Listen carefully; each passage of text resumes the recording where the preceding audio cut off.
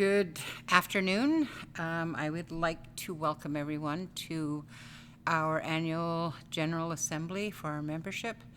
And I would like to thank people for the patience they've shown and helping us to get through these AGAs virtually over these last 2 years. And under the COVID restrictions, we've had some pretty serious challenges in trying to get communication and feedback to and from the community.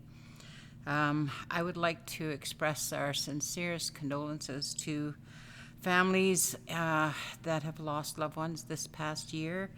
The numbers have been crushing to our people, and I want to thank all the people that have lifted people up, that have prayed for them, that have sent good energy, that have sent good thoughts and energy toward people as they were struggling in the hospitals due to COVID or illness or addictions or what have you. I just want to thank the membership for doing that because it's very important to us. And the power of positive energy and positive thinking is pretty powerful sometimes. I'd like to also thank all the people that came out and volunteered for different events throughout the year and volunteered when people were delivering meals and helping out people that have been affected by COVID and bringing meals, bringing fruit, bringing cooked dishes, fresh bannock, things like that to people. Just really appreciate the generosity and caring of the community in that regard. I want to also lift my hands to the COO and the staff, our administration staff, for their past year of really, really hard work and being short-staffed and having a lot more put on their plates and coming through for us when we really needed them. And in some cases, dropping everything and getting here and helping out. So I really appreciate the work that they've put in and continue to put in every day. So thank you for that.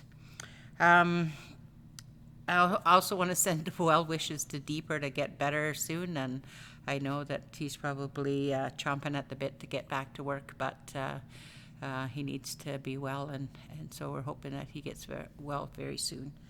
We're opening our meetings to members and via Zoom, and we're ironing out some bugs, so you're going to have to be patient.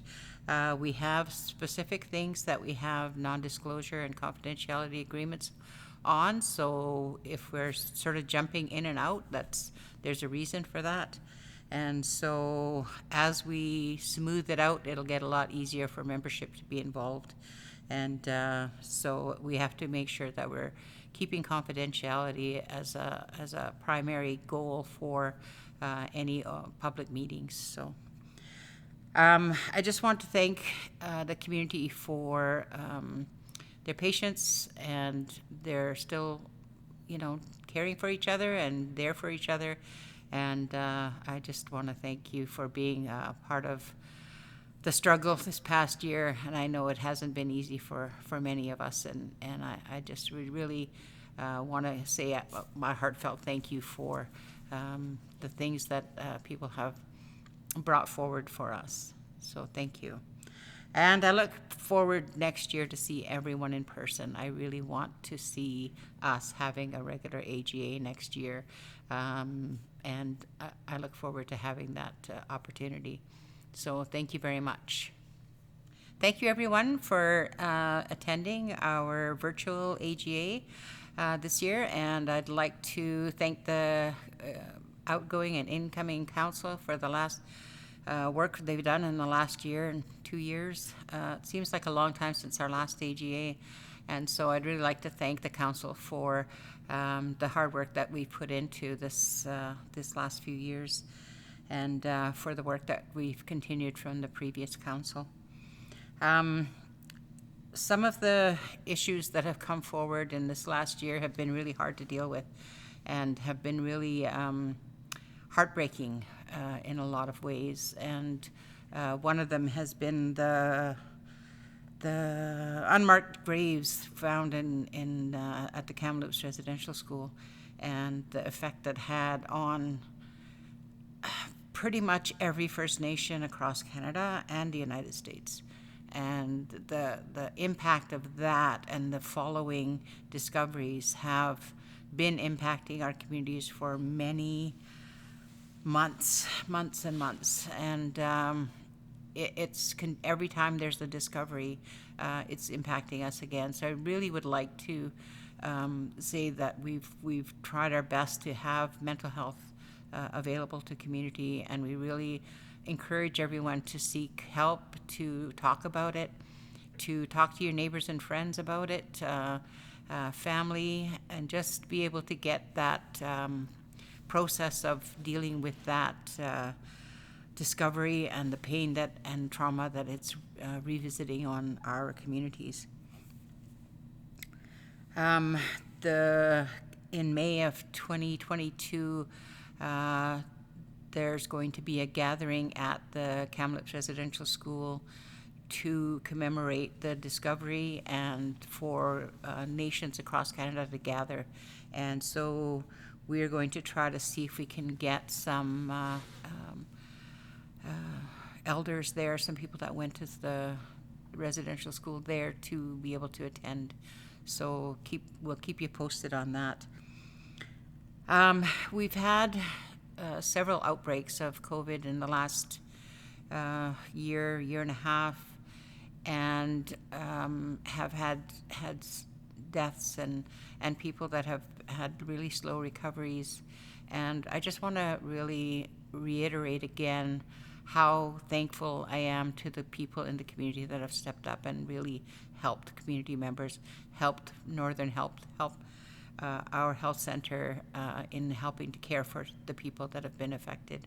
So thank you for that, and thank you for that really generous spirit that continues to be a part of your lives and is beneficial to us all.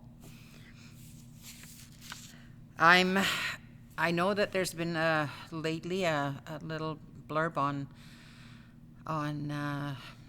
the skate park on the website or the Facebook page, but we have some new developments, and so we'll be doing a better update fairly soon for the community. I also would like to talk a little bit about the funds that have been dispersed in December of this year. There were some people that were talking about them being dividends, but they're not actually dividends because they're not related to a business or corporation. They are related to revenues that were realized from forestry. And so were sent out to community members to help them during the holiday season. And we're hoping that over the years we'll be able to set up something that's going to be an annual, I don't know whether you would call it a payout or what it would be called, but something that we can do annually to help people to offset some costs over the holidays. The Coastal GasLink pipeline, we have the bridge that was on Stewart River is now in the process of being removed, and I was supposed to go out there tomorrow to witness some of the pylons coming out, but I think it's been postponed till Saturday. And so I'm hoping to have some pictures available of that, of how the work was done to take the pylons out of the river. And as you know, we have had issues with the bridge, with the people speeding on the bridge, with the sort of a mudslide under the bridge. So there's been a few issues along there. There's also been a lot of issues regarding wetlands and waterways that have been crossed and have had incidences happen throughout that whole area. So I know there really isn't any way that we can change what's going on, but it's lessons learned for any future discussions regarding any type of pipelines. So, as you know, there's a new pipeline going in the north, and Enbridge is a part of that work that's being done up there. And as the community has said, no more pipelines, we are not engaging in any agreements or revenue sharing or anything like that with this work that's been started up there. The KO holders in that area are also becoming involved in the discussions. So we're taking the stance the community wants in terms of ensuring that we're not compromising what their belief is about the protection of our traditional territories. The Binche Legacy Fund, I know that there's been some question about that and what happened to it and all this. And the fund was actually put into a trust with the Carrier Linguistic Society and is being held by them for NACASLI, and we have a trust agreement with them. So there hasn't really been anything happening to it at this point, besides it's being held in trust. The Barricade Treaty, we are still in discussion on the settlement agreement. Canada is asking for some sections that we don't agree with, and so the discussion is ongoing. We have a meeting coming up with the other First Nations to talk about where we're standing right now in terms of the Barricade Treaty. So progress is being made. It's slow going, but Canada is trying to put long-term conditions onto something that is supposed to address historical wrongs and not the future. So we're trying to keep it to the actual Barricade Treaty and what was not happening in the past, rather than affecting what's going to happen in the future. So those are some of the details that still have to be ironed out with Canada.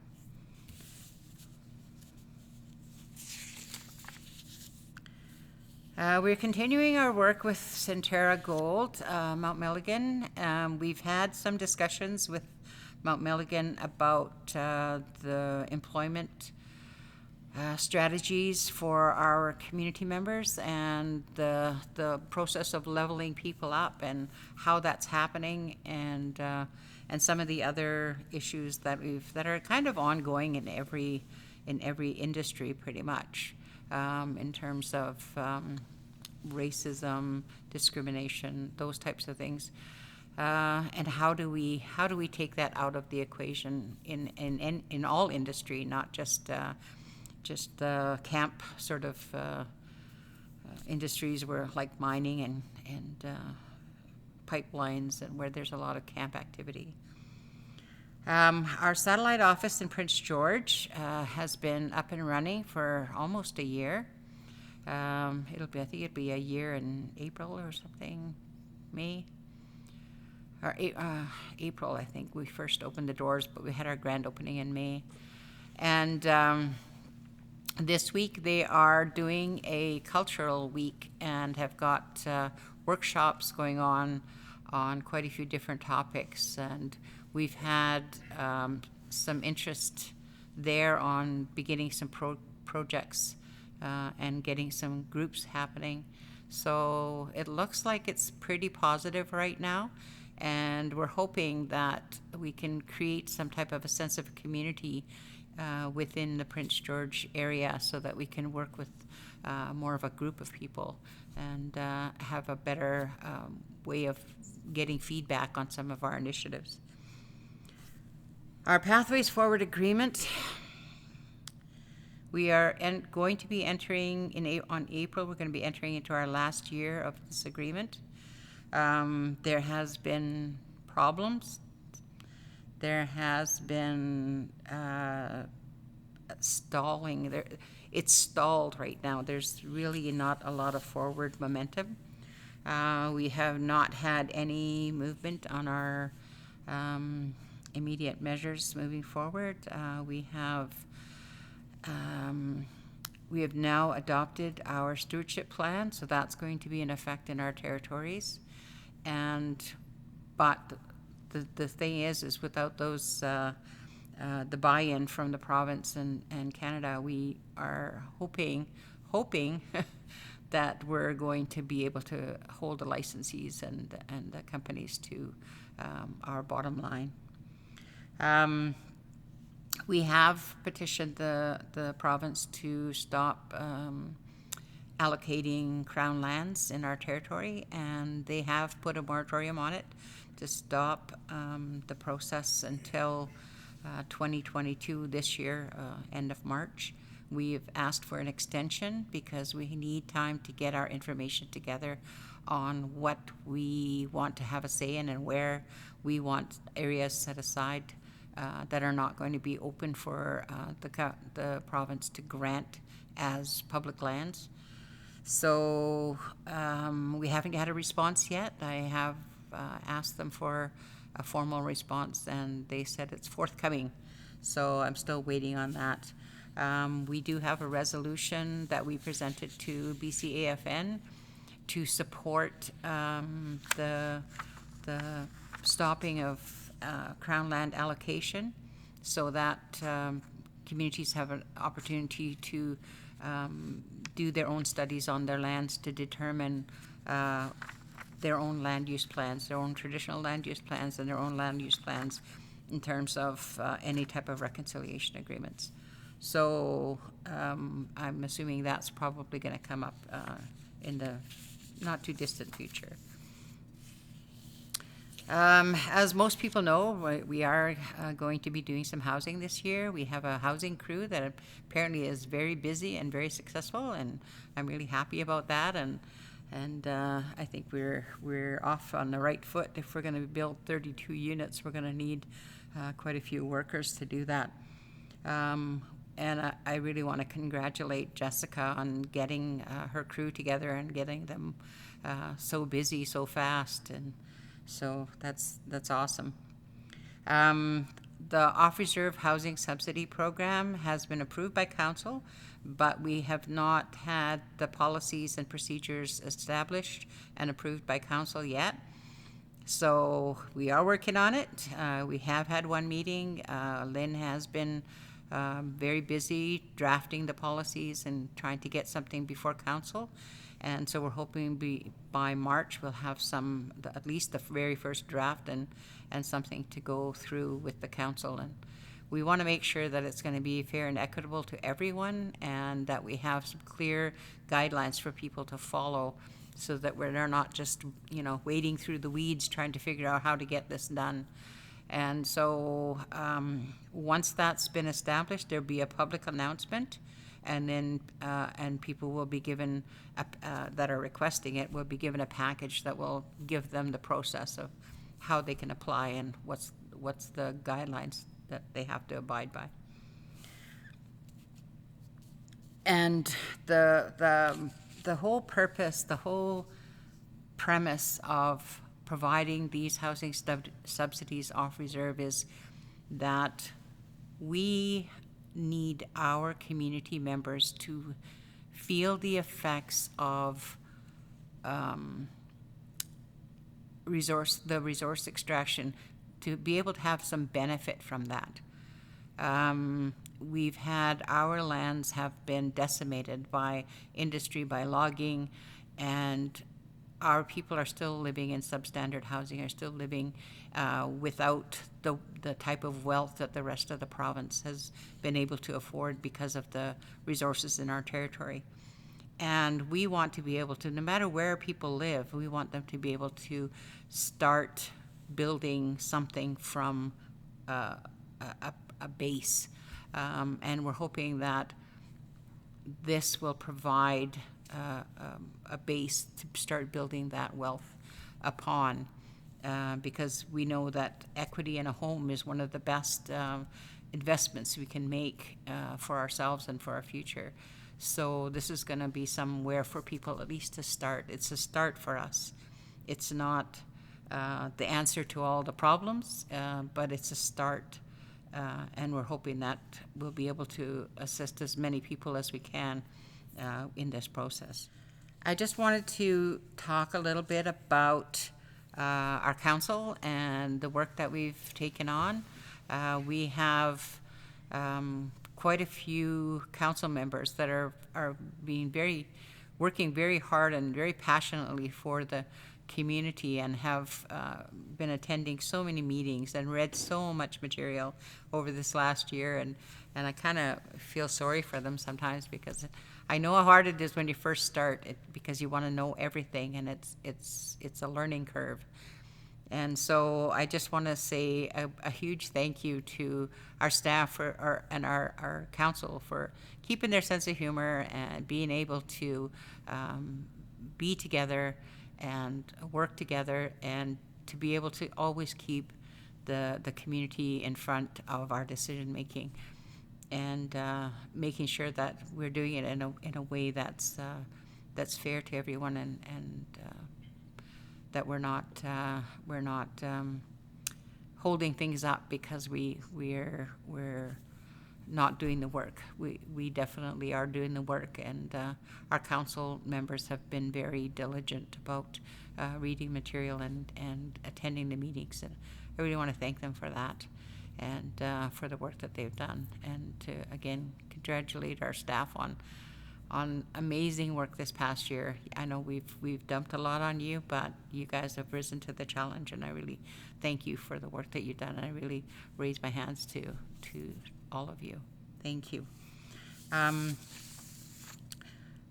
We have a membership code that has been finalized and has gone through council, and is going to be going to the membership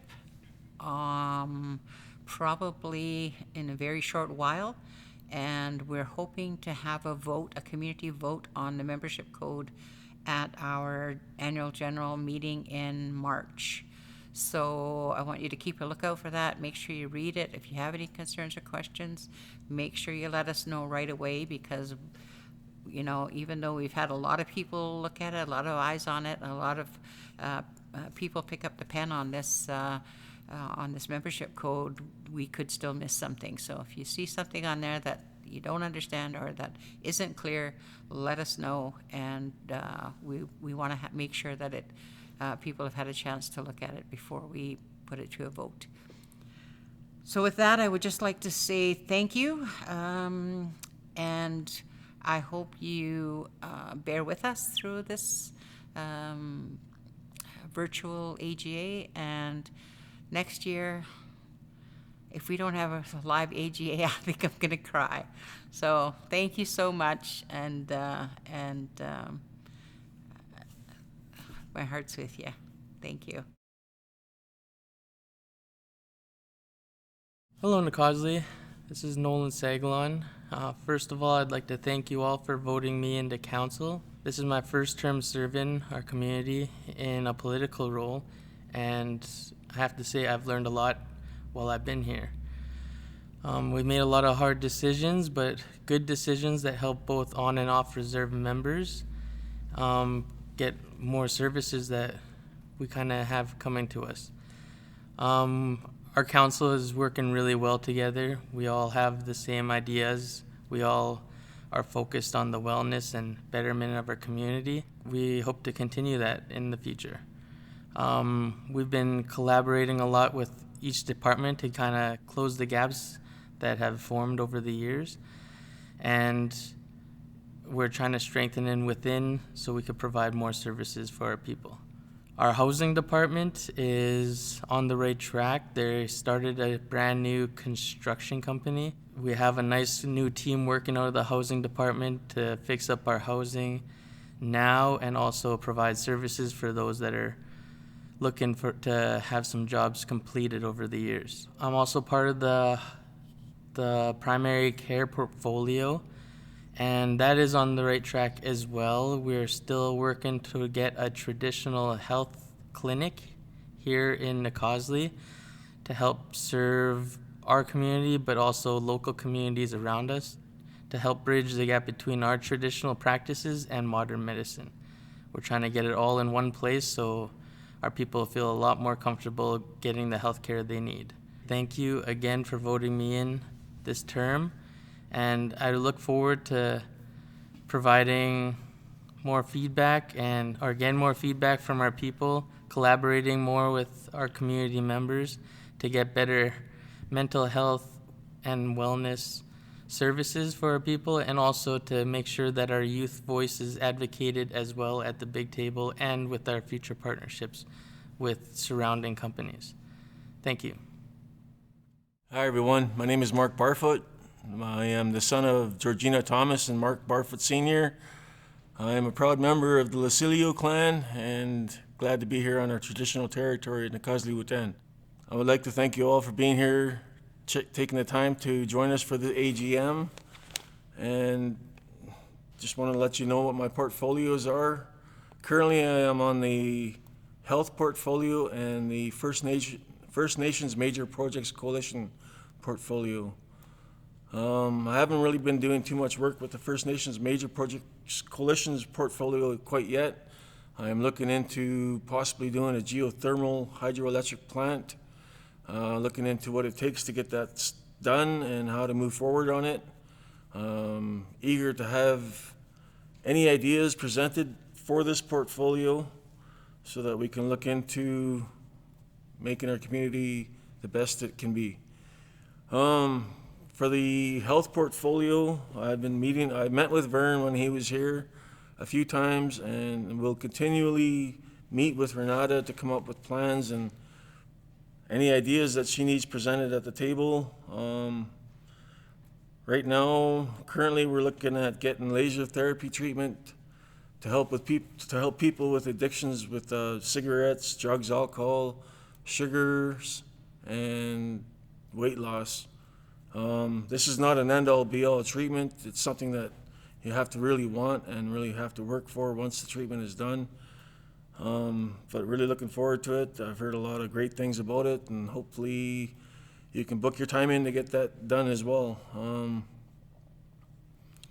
Yeah, I just really want to thank you all for being here and joining us on the AGM, and hopefully you all take care out there. And if you have any questions or comments, please feel free to send them my way, and I'll answer them the best I can. Thank you for your time, and take care, everyone. Bandara Hunzu, Fred Sam, Nakasley Whut'en, Chichano Baasten. I'm a council member for many years and enjoy working with members. Tsamashu Chababatisto. I belong to the Tsamashu clan, and one of our emblems is the beaver. So really important that we belong to a lot of areas. Nocha ne Keos and still Nation River Oho. Andidin adechune tenaz dudli, di bandada be tenaz dudli. Yakasta masins etni andidin ne gauni nai. Etawa andidin atist eltecha, nanintis artecha, yatistak decha, zohnatis artecha.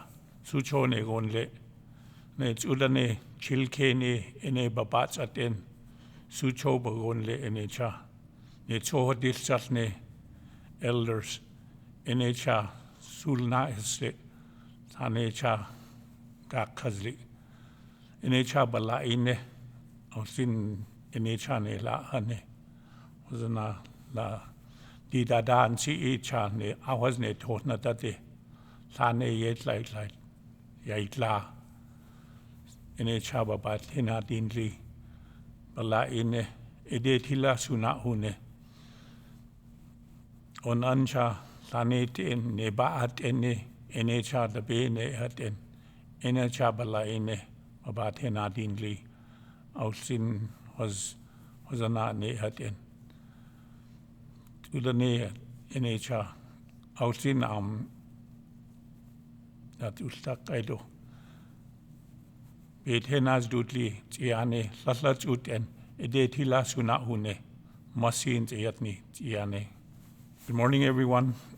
Fred Sam. I was on the housing portfolio before, but moved to education portfolio in September.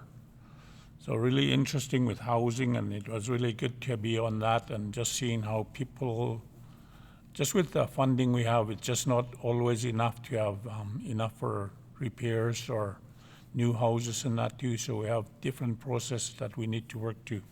But each year, like not only with housing, but all the departments, we have to set out a budget. So in April, we have to look at working out a budget for the year. So this is what the managers have to keep an eye on. But with education, just like to say that we have 2 new people in the department. Lori is our new manager, and Keisha is the assistant for Lori. Really like to also thank the committee members for all the work that they do and all the recommendations that they make to council. I know education is such a big part of our lives, and it's important that we push our kids to do their best, and that's the only way they can succeed. Okay, just with the education part too, with post-secondary students, we had a dinner with them in Prince George, some from UNBC and those attending at CNC. It's really important that we support them wherever they are. It's really difficult times with lots of stress on some of the students, especially the people living in Vancouver too. It's so high price to live in some of the cities and that too. So it's really important that we connect with them all the time, wish them well, and just help them along as much as we can, and just encourage them. Encourage all the students, all the young people, because I think we know they can do better and that too. I know some have difficult times and that too, and I think just helping each other will help those students too. I know we have been talking with the school district, the principal from Fort St. James Secondary, the principal from David Hoy, and also from Nakalban. I mean, they've been trying their best to help do what they can with the kids. It's really trying times these days with COVID too, so one area that's really concerning for the principals is the absenteeism at school. A lot of the kids are skipping or missing, and really a problem for them later on in their years. So it's important that parents, grandparents push their kids to do their best and attend at least every day if they're not sick. I know COVID is an issue for a lot of people too, but we still need to move on and get those kids educated. I think that's important. I really like to thank all the grads from university, post-secondary, and elsewhere, and those in other areas of learning. It's really important that you try your hardest, and I know sometimes it's difficult, but there's people there that will help you. And especially with COVID, there's lots of mental health issues that's coming up, and a lot of young men that don't say anything when they're hurting. It's important, and even members that, especially with the men, that sometimes they're so stubborn they won't say anything. So it's important that men talk about their issues either together or with someone that they know. Make sure you bring it up.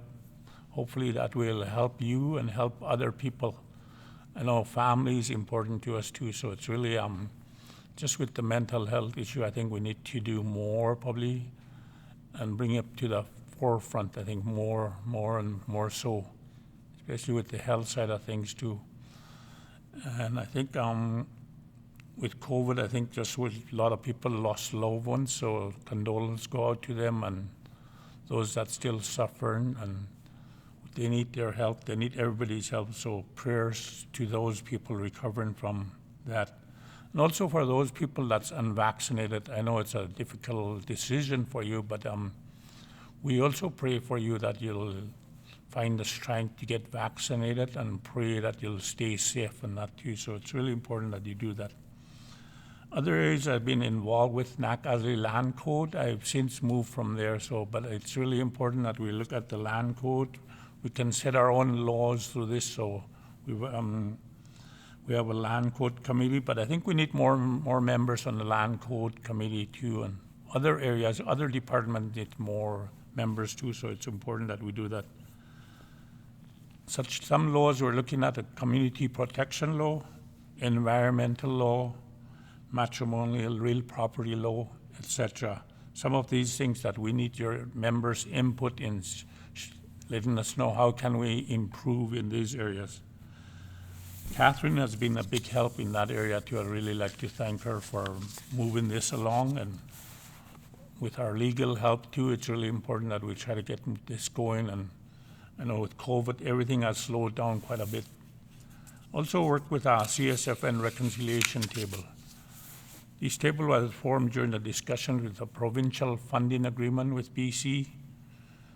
Group consisted of 7 First Nations from County First Nations, and so we're looking at the forestry part of things. I know sometimes it's difficult to talk about the land and its issues out there too, so it's really on the wildlife. So those things are in there too, so hopefully we can improve on those and hopefully sometime get to a joint decision-making process with the province.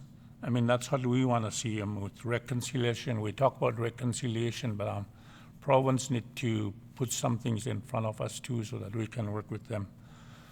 And just with the KO, like we talked with Castlemaine, did a project for us too a while back ago, and we were trying to work with not only the KO holders, the council, and the clan leaders. How can we work together to improve the Whut'en lands and that, and how can we work together to work better with the province, industry, and that? It's important that we all work together for the future of our people and other people. So sometimes we need to accept some things and move along, but sometimes it's a hard decision too. But I really like we have concerns about the land and the water and so on. But again, like I said, we need to all work together and understand how this will work for us in the future. Unfortunately, COVID interrupted a lot of things that we were working with Canada, with BC. So a lot of Zoom meetings, it's not as good as being in-person meeting.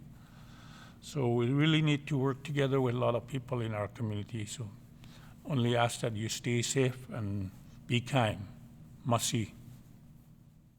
Hello, everybody. Welcome to our annual General Assembly. My name is Alyssa Lepka, and I am an elected council member. My mom is Nadine Button. Some of you may know her. She is a home care worker at the health center.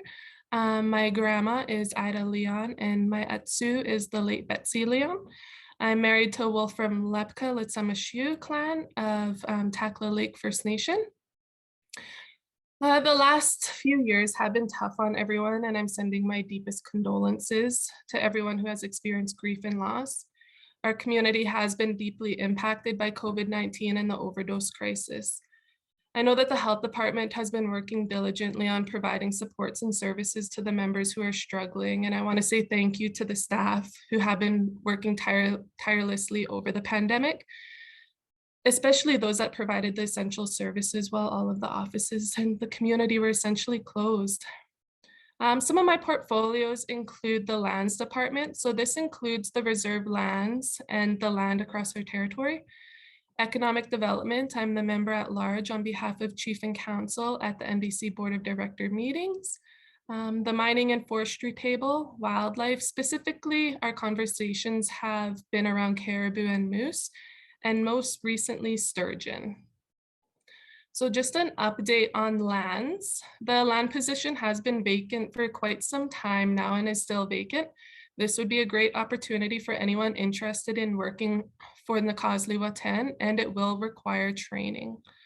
On January 13th, Chief and Council met for a full day to do a planning session with Jeannie from Cedar Law, who has worked with current and previous leadership to help form our land laws in accordance with our land code. Our immunity and indemnity laws have been enacted since 2018. We have our community protection law and family home laws, which are in the 3rd reading, followed by many different policies, which are in development still.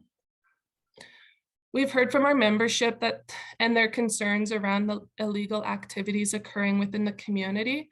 Our community protection and family home laws will allow Whut'en to enact laws to protect our membership when illegal activities are taking place in the community, posing a safety risk to the members and children, which will include banishment of members and non-members through court orders and evictions. These laws will also be enforced by the local RCMP, which we're working on. We are in the preliminary stages of developing a land use plan. This will be largely guided by our KOs and the families. This will be an essential document for asserting our rights and title over our lands. Chief and Council will be reviewing a proposal at our March Chief and Council meeting for approval. And once approved, the work will start. Economic development. At the NDC meetings occur the last Thursday of every month. Please connect with Darren Thomas at the NDC office if you'd like the Zoom link to join these meetings as an observer and to learn more about the economic development initiatives taking place in our community. The board of directors are Riley Willick, Lynn Leon, Harold Prince, Tim Erickson, and Montana Turgeon. Nacosly went into a new venture with Arrow and Nexus to purchase the capital asset of the biomass plant, now known as Bio North. Nacosly is a 40% partner, Arrow is a 40% partner, and Nexus is a 20% partner.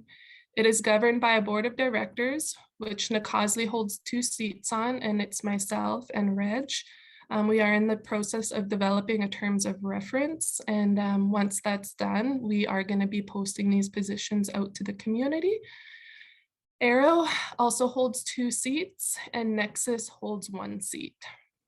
We were able to obtain this asset for pennies on the dollar. It was a really good investment and opportunity for our community. January was our first month of production, and the plant ran for 20 consistent and consecutive days, which it has never done before.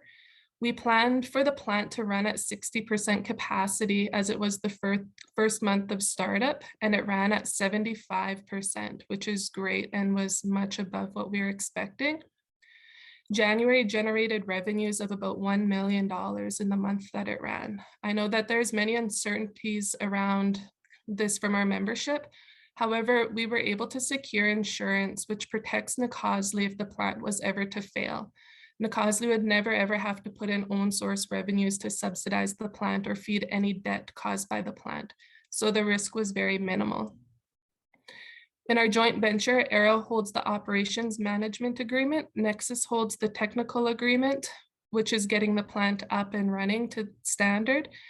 And Nacosly holds the woodland management agreement, which includes 370,000 cubic meters of volume annually that we can harvest, and the public relations agreement. So there'll be additional revenues brought into the community other than the revenues generated by the plant producing power.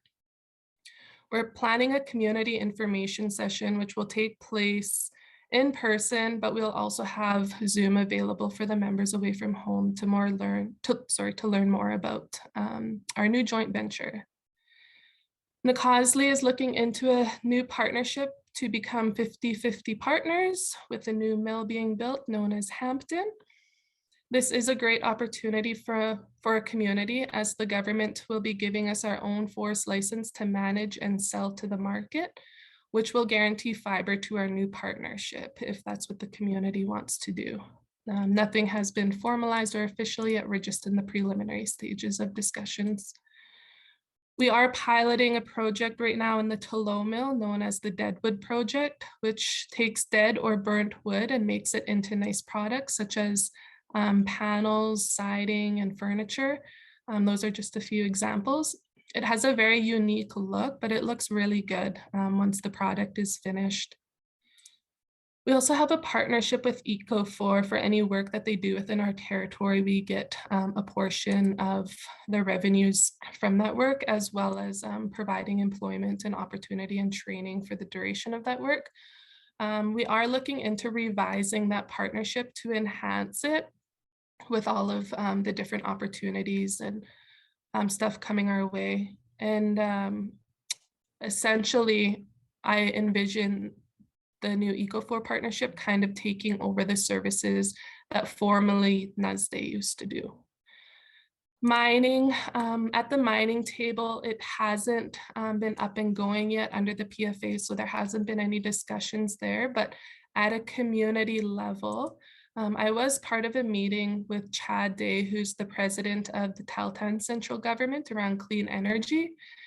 They had shared they had nearly a 0% unemployment rate of their members living throughout their territory. And I thought that this was really inspiring, and it's somewhere that I want our community to get to. And I think when we go into new agreements with any kind of partner or any industry or any licensee, government, whoever it is, that we define what employment means. And it's really important that we meet the people where they're at and we provide employment that works around them. So whether it's just a few hours here or a day here or a day there, we're at least giving them that opportunity to have employment and generate some revenues. We had our impact benefit agreement with Mount Milligan. We did hear concerns from some of our members around their employment experience at the mine, which led to Mount Milligan developing a pilot project just for the mill operations at this time. And if it works, it will get expanded across the whole mine. So this will ensure that the people working in the mill right now, they'll never stay in the same position unless they choose to. If they don't want to get trained on something else, that's completely fine. But at least at the end of the day, they'll have the opportunity to learn new things. And it'll be tiered in a point system. So eventually they'll have enough points where they would be eligible for management positions and stuff that's available. So we're piloting that right now. And if that works out good, that's also something that we're going to take and put into our agreements with anybody else. I noticed that a lot of the time our membership wasn't having the opportunity to evolve in different businesses and that they were often staying in entry-level positions. And our membership is not just entry-level positions. We should be going into senior management positions and high-level positions. So that was really important. And any new agreements that we went into, I had talked about employment and training and that what our expectation was of that. And so far that's been going really good. Forestry, the Causeway will be the recipient of about 340,000 cubic meters annually. We'll be able to manage and sell this volume to the market that we choose, which will also bring in a large amount of revenues to the community. Also happy to announce we've finally hired a woodsland manager who has many years of experience and has a great reputation in the community. There'll be more information to come. We've heard and we know that the rate of harvesting that is occurring out on the territory right now is not sustainable, but most importantly, the KOs have not been consulted as they should be, and it's a huge problem. Chief and council only have governance over the reserve lands, and KOs have governance over their traditional territory. As we're coming to the end of the PFA, thankfully, I really encourage KOs to become familiar with UNDRIP and DRIPA, which includes your rights, titles, and interests as the stewards of that land, but also the duty to consult and accommodate. Wildlife. We've had some meetings with the Conservation Office around some of the incidents that have occurred out on the territory with members and the conservation officers. We'll be having a follow-up meeting with them in April, but we're also going to look at formalizing some sort of like a partnership with them. I just want to make sure that members are aware that they do have to possess a PAL or they have to be with someone who has a valid PAL in order to have a rifle in possession. It is the law. And I know that NETS recently just ran a PAL course and only about half of the participants showed up. So if you sign up for a course, please follow through and show up, as it's unfair to the rest of the people who are on the waiting list and could have taken the seat. It's obvious that there's a huge decrease in the amount of moose across the territory. I've been a part of some calls over the last few months around the moose allocations for the entire Omineca Region 7. We've asked for the government to drastically decrease the allocations. They've continued to ask us for the number of moose our members need in order to sustain themselves, and we've argued back that we're not providing any numbers, as this is another way to cause division between First Nations and non-First Nations, as they would say that the allocations have been reduced because First Nations sustenance needs have increased. I've argued that our needs as First Nations people have never ever changed. They have always remained the same. The government has never changed their processes and formulas to recognize the cumulative impacts caused by industry. that has caused their habitat to shift or become completely lost. We submitted many recommendations, and of all of the recommendations we submitted, which included adjusting our ratio from 8 people per 1 moose to 2 people per 1 moose, the province recommended to the decision makers that they adjust it from 4 people per 1 moose, which still isn't good enough for me. Essentially, since none of the other recommendations were brought forward, I wrote a position paper which our leadership presented to the minister, and we still haven't received a response yet. This isn't good enough for our community, and we deserve better. Caribou have also been a topic at large. They have been deeply impacted as well by the industry, and we're seeing their numbers consistently decrease. In January, the province collared 40 caribou from the Wolverine range. I was concerned as our community was not involved to the extent that they should have been, and neither were the KO holders. Because of the technicality with collaring them, they had assured that the work going forward will include the KO holders to come out and participate in the mortality investigation. So after a collar doesn't move for their system on 12 hours, they'll fly out there in a helicopter and investigate what had happened to that caribou and retrieve the collar.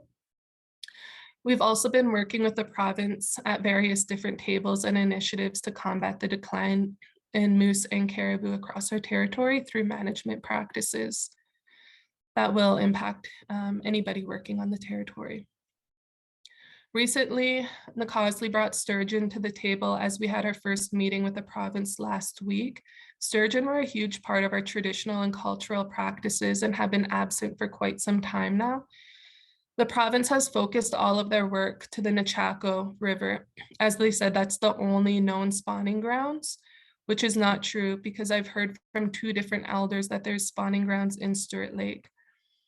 There is a sturgeon counter located a few kilometers down the river, which counts the tagged sturgeon as they swim by.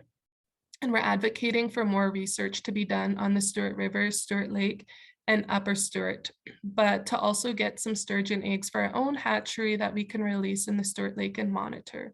There will also be more to come on that work.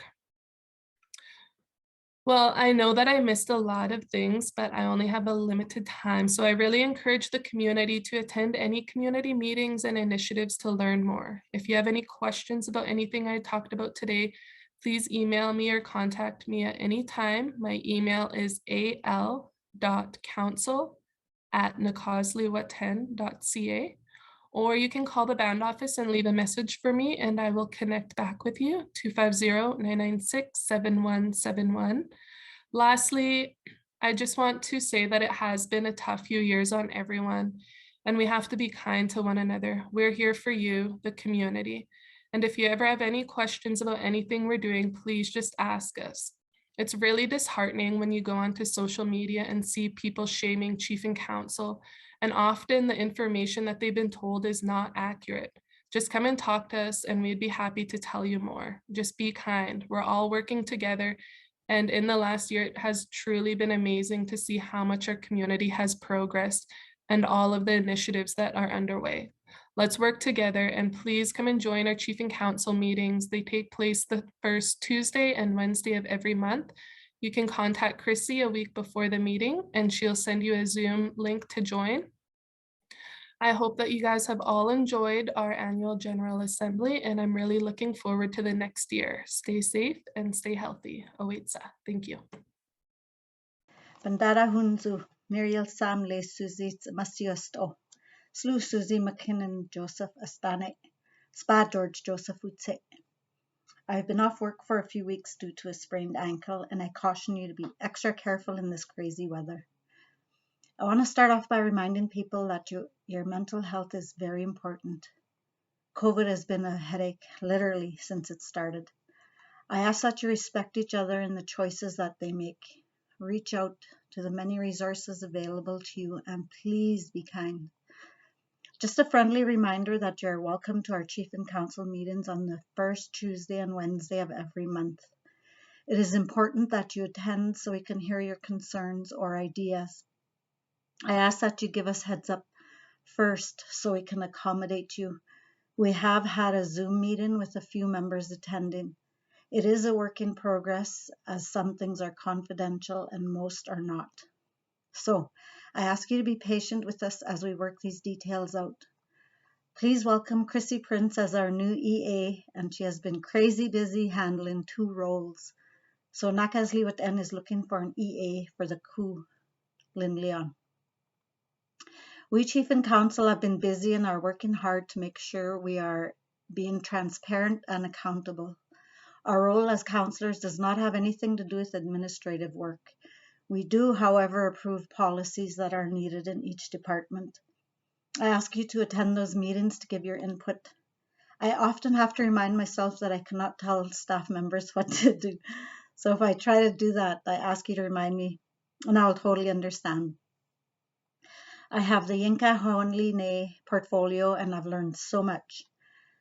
There has been a lot of work going on in that department with little capacity, so the workers are getting overwhelmed. Please be kind to them. The work is not easy and it is time consuming. We have meetings the first Friday of every month. Please welcome Petula Gregg and Daniel Seymour as committee members. There are many concerns with the KO, and I remind you that Chief and Council do not make decisions regarding them, but we do support you and the work that needs to be done. Please welcome Ramona Prince as the KO liaison. She has done a lot of work so far. There is a call out for a KO working group, and if you want more information, please reach out to Ramona at the Yinka Huwunline office. There's also a guardianship program that the NETS department is setting up. For more information, please reach out to Darnell. The PFA 2.0 is very important for the members to understand. I encourage you to reach out to Nicolette Prince, as she is our PFA coordinator. One of many things that Nicolette has been working on is the cultural language teaching one-on-one. I've been utilizing that resource and find it very helpful, but you mustn't take the time to do the work. Please reach out to Nicolette if you have any questions. As I said before, instead of complaining, offer a solution and people will listen. I'm so happy to be on this journey with you to make the changes that are needed to make our community a happier, healthier, stronger nation. Please feel free to reach out to me if you have any questions or concerns, or if you need to talk, I will listen. Nok esi. Hadi Nakasli Whut'en. My name is Paul Bird, and I'm a Luciliu from the Prince outfit. My parents are the late Catherine Bird Caldwell and the late Jim Bird. I share the housing portfolio with Nolan Sagalon. Melody, Arnie, and a third member are on the committee. We are working on the P&Ps right now, policies and procedures, to help clean up areas that are not quite as clear as they could be. Another top priority that we have is we're drawing up new policies and procedures for off-reserve housing grants. We had a survey just before Christmas, and overwhelmingly our people have come and told us that is favorable to them. So we are going to be going ahead with this, but we have to make sure that we clean up all the stuff on that. That's policies and procedures for you. I also have the tourism portfolio. Included are us, the village, the district, and the regional people. We need 2 main objectives: bringing tourism to the forefront and having tourism year-round. That is beneficial to everyone. I also have the public works and CLO portfolios. Masi. Howdy, my name is Catherine Lessard, a councillor for Nakasli. Here for the AGA recording. I would like to first thank the staff and the membership for all their hard work in the last couple of years. It's been a struggle, and hopefully we'll see some gatherings and connections happening in the near future. Currently, I'm sitting on the social development portfolio, and I want to give a shout out to the staff there over the winter and summer. They've been prepping for the hampers to members, and they delivered it, and I just wanted to send out my appreciation to them for all their hard work throughout the year to get the hampers done, and to the members. They also have been delivering wood. The WAP crew has been doing a great job of getting the wood out to the community members this year.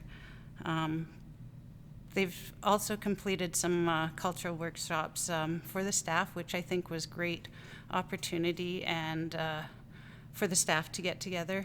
I also sit on the Ministry of Transportation and Infrastructure portfolio.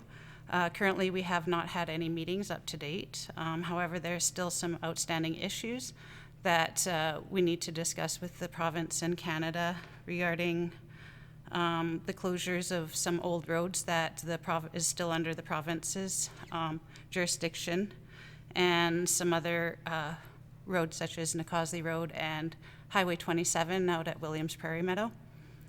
And within the last couple months, we actually had created a youth portfolio, which Nolan is the lead counselor for that, and I would be assisting. And I think that's a great opportunity to assist the youth in creating a council or a committee or whatever they see fit to have their input and provide some guidance to them on what leadership means and the issues that we are facing within our community and territories. The other big part is communication. I'm happy to say that we had our first open Zoom meeting for our band council meeting, and going forward, I believe it will be open through Zoom and in person based on COVID capacity. We will have notices going out prior to the meetings, providing the membership, the dates and times.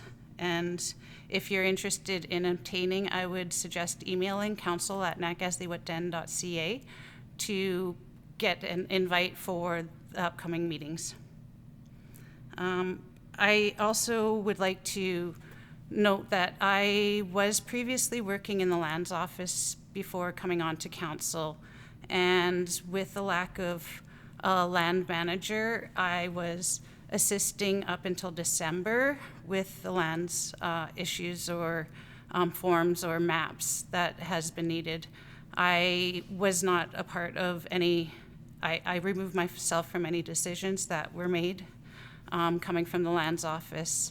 And I am currently working with social development and MOTI, but I also like to assist within the lands until we have that vacancy filled. If you're interested and would like to learn about the lands, feel free to contact me. I'm more than happy to provide background info and what it actually means and how important it is if that's what you need, or training, websites, information. Again, I want to thank you all for your patience during this time, and hopefully our communication and our ability to come together in person will be soon. And masis nachalia owetsa. Good afternoon. My name is Lynn Leon. I am the COO for Nakaslywhut'en. I have been in this position since March of 2021 when our COO left us suddenly.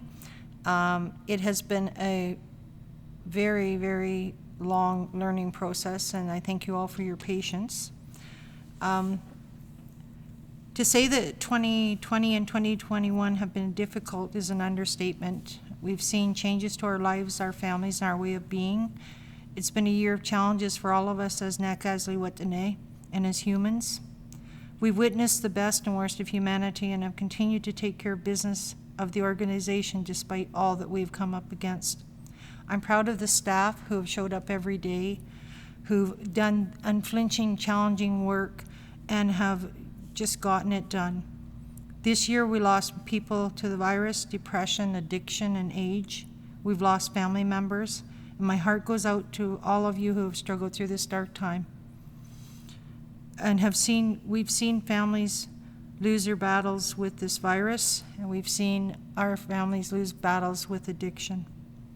The discovery of the babies in Kamloops had a devastating effect on all of us and strained our already fragile psyches, and nobody was left unaffected by the trauma.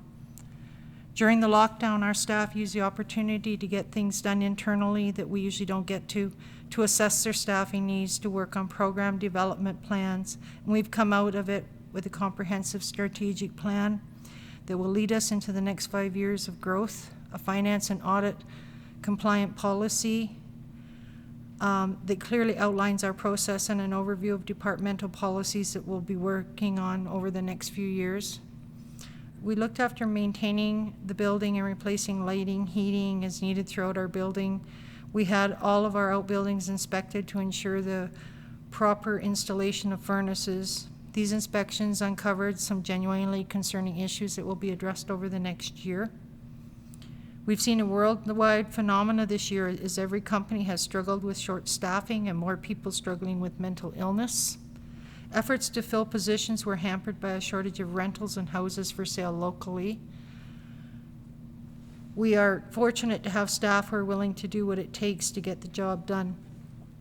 Many of our staff management have worked dual roles for months. I was the education manager and the COO, then the COO Capital Housing Lands Manager, and now I'm the COO Lands. Hopefully someday I'll actually get to where I'm just the COO. I took the COO job as an interim when our original COO left, and I had no intention of really staying in that position, but just to help out for a while. But the longer I stayed in the position, the more I realized that we needed somebody who actually knew our area and knew our struggles. I started at the beginning of the pandemic, and it was an incredibly challenging time to try to meet the needs of all of our staff and our band members and learn as we went along. I walked in this position at the most trying time imaginable and accepted the position in November 2020. My first goal was to fill the 22 vacant positions that existed. It soon became clear that the vacancies were not going to be easy to fill, as increased government subsidies, fear, and people reassessing their lives. We continue to struggle today to get the right people in the right positions. Nacasli is one of the largest employers in Fort St. James, employing up to 150 people at the peak of summer, to a consistent staff of over 100. And this year we looked at dividing the departments in a more logical way. Retention and employment have been a constant issue, as the benefits put in place for COVID have been detrimental to attracting new employees. As we continue to grow, it has caused the need to develop new positions that are program specific, or to assess the work levels and split positions. We also reassessed our wage scale, since there is no specific formula used to decide wages in our organization. I've been working with Michael McGee, our HR consultant, to look at developing a wage scale that was comprehensive and considered the experience and education of the people doing the job. We are finally paying our employees on a level that's comparable to any other government or private industry for the same type of work. This year, after losing our Capital Housing Lands Coordinator, I realized that no one person could be successful in that position, as it required an unrealistic skill set. So I separated it into 4 positions and promoted the staff who were running those areas. So we are Housing, Lands, Capital, and O&M, each as a department on itself. This has worked very well, and we were able to focus more attention on the areas that needed it. We hired our PFA coordinator, Nicolette Prince, and she reached out electronically to all of you to get your thoughts and opinions on how to spend the PFA dollars. We also took over our own IT and hired Martins, who over the year has connected all our offices and saved the band time and money by providing this service in-house. I took over the capital projects that were outstanding until we hired Rhoda in that position, which included the wastewater treatment partnership with Fort St. James, which I'm still working on, the initial planning for the construction company, and the hiring of Rhoda as capital and Jessica as the construction manager. I've had a dream for years that we would have opportunities for our members to take trades and work in our own community and have housing that is above a standard of anything that we have had in the past. I'm confident that Rhoda and Jess will make this a reality, and our tradespeople will have opportunities to gain experience working and later start their own companies in our own community. I'm continuing to work on the setting up of the separate entity for our construction company and the society to deal with the housing funding with Lorna from M&P. We had meetings with managers, chief and council, and staff over to develop our 5-year comprehensive plan. This plan is extremely ambitious and ties funding with capital plans identified by the leadership as being a priority for NACASLI. Our plan is such that we will have the ability to report and assess it annually to determine if we are still on track or need to amend the direction. This plan can be amended each year and new things can be added as projects are completed. This will prevent it from ever becoming out of date. Despite the challenges we have faced, our staff have continued to provide our members with exemplary service. We've seen our NR department grow exponentially over the past year and changes in how we are providing service. We recently qualified to borrow money from First Nations Financial Association, which is a task in itself, and will allow NACASLI to take out loans at a rate that is lower than any bank. NACASLI is also now eligible to sign up for the 10-year funding grant under the ISC, which allows us to reduce the reporting requirements and move our finances to areas that need it more. This is a good fit for us now that the kinks have been worked out. We'll start this in March. This is my fifth chief and council that I have worked under and will more than likely be my last. I'm grateful to have the opportunity to collaborate with these men and women as they are doing the job they should be doing, developing the high-level plans for our organization and protecting the rights of our territory for the NACASLI Whut'en AGA. They're the most ambitious and hardest working group I've had the pleasure to work under. I often tell them to slow down because we do not have the staff to keep up. What exciting times to work for the NACASLI Whut'en AGA. I'd like to say that we are who we are because we have strong people leading the way. Our managers and employees all contribute to the success of our organization, and we all collaborate with the best interests of NACASLI in mind. When you look at the achievements we have made and how far we have come, it is because we are all rowing in the same direction. I would just like to acknowledge that, in light of the year that we've been through, that this is not our ideal way of meeting, and that, this is our first time ever recording our session. Part of the reason we record it is so that you can watch it at your leisure. The other part is sometimes when you're trying to do live presentations in here, it's very loud and people can't really hear. So we thought we'd try something new and innovative. So we'd like to thank you for tuning in.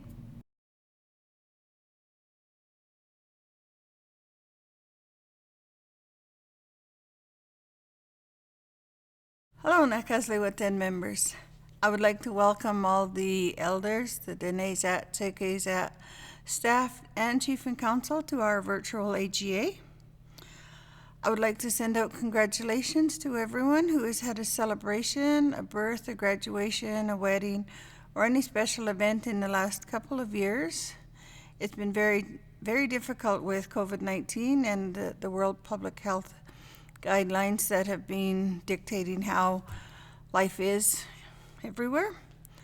I would like to send condolences to everyone near and far, family and friends who've lost loved ones. It's extremely difficult not being able to meet and gather in our traditional ways, especially with wakes and funerals, and not being able to support each other. These are very strenuous times. And I lift you all up to the Creator, and I ask the Creator to give us all blessings of strength as we continue life with COVID rules and regulations right now. We've all had to adjust to a new normal with social distancing, wearing masks, washing our hands, and staying in smaller groups of family and friends these past couple of years. It'll be a while before COVID is over, and until then, let's treat each other with kindness and compassion to make our world a better place. As the IRA membership clerk, my duties are to keep records on a few things for Indigenous services. I would like to start by saying my title is actually IRA.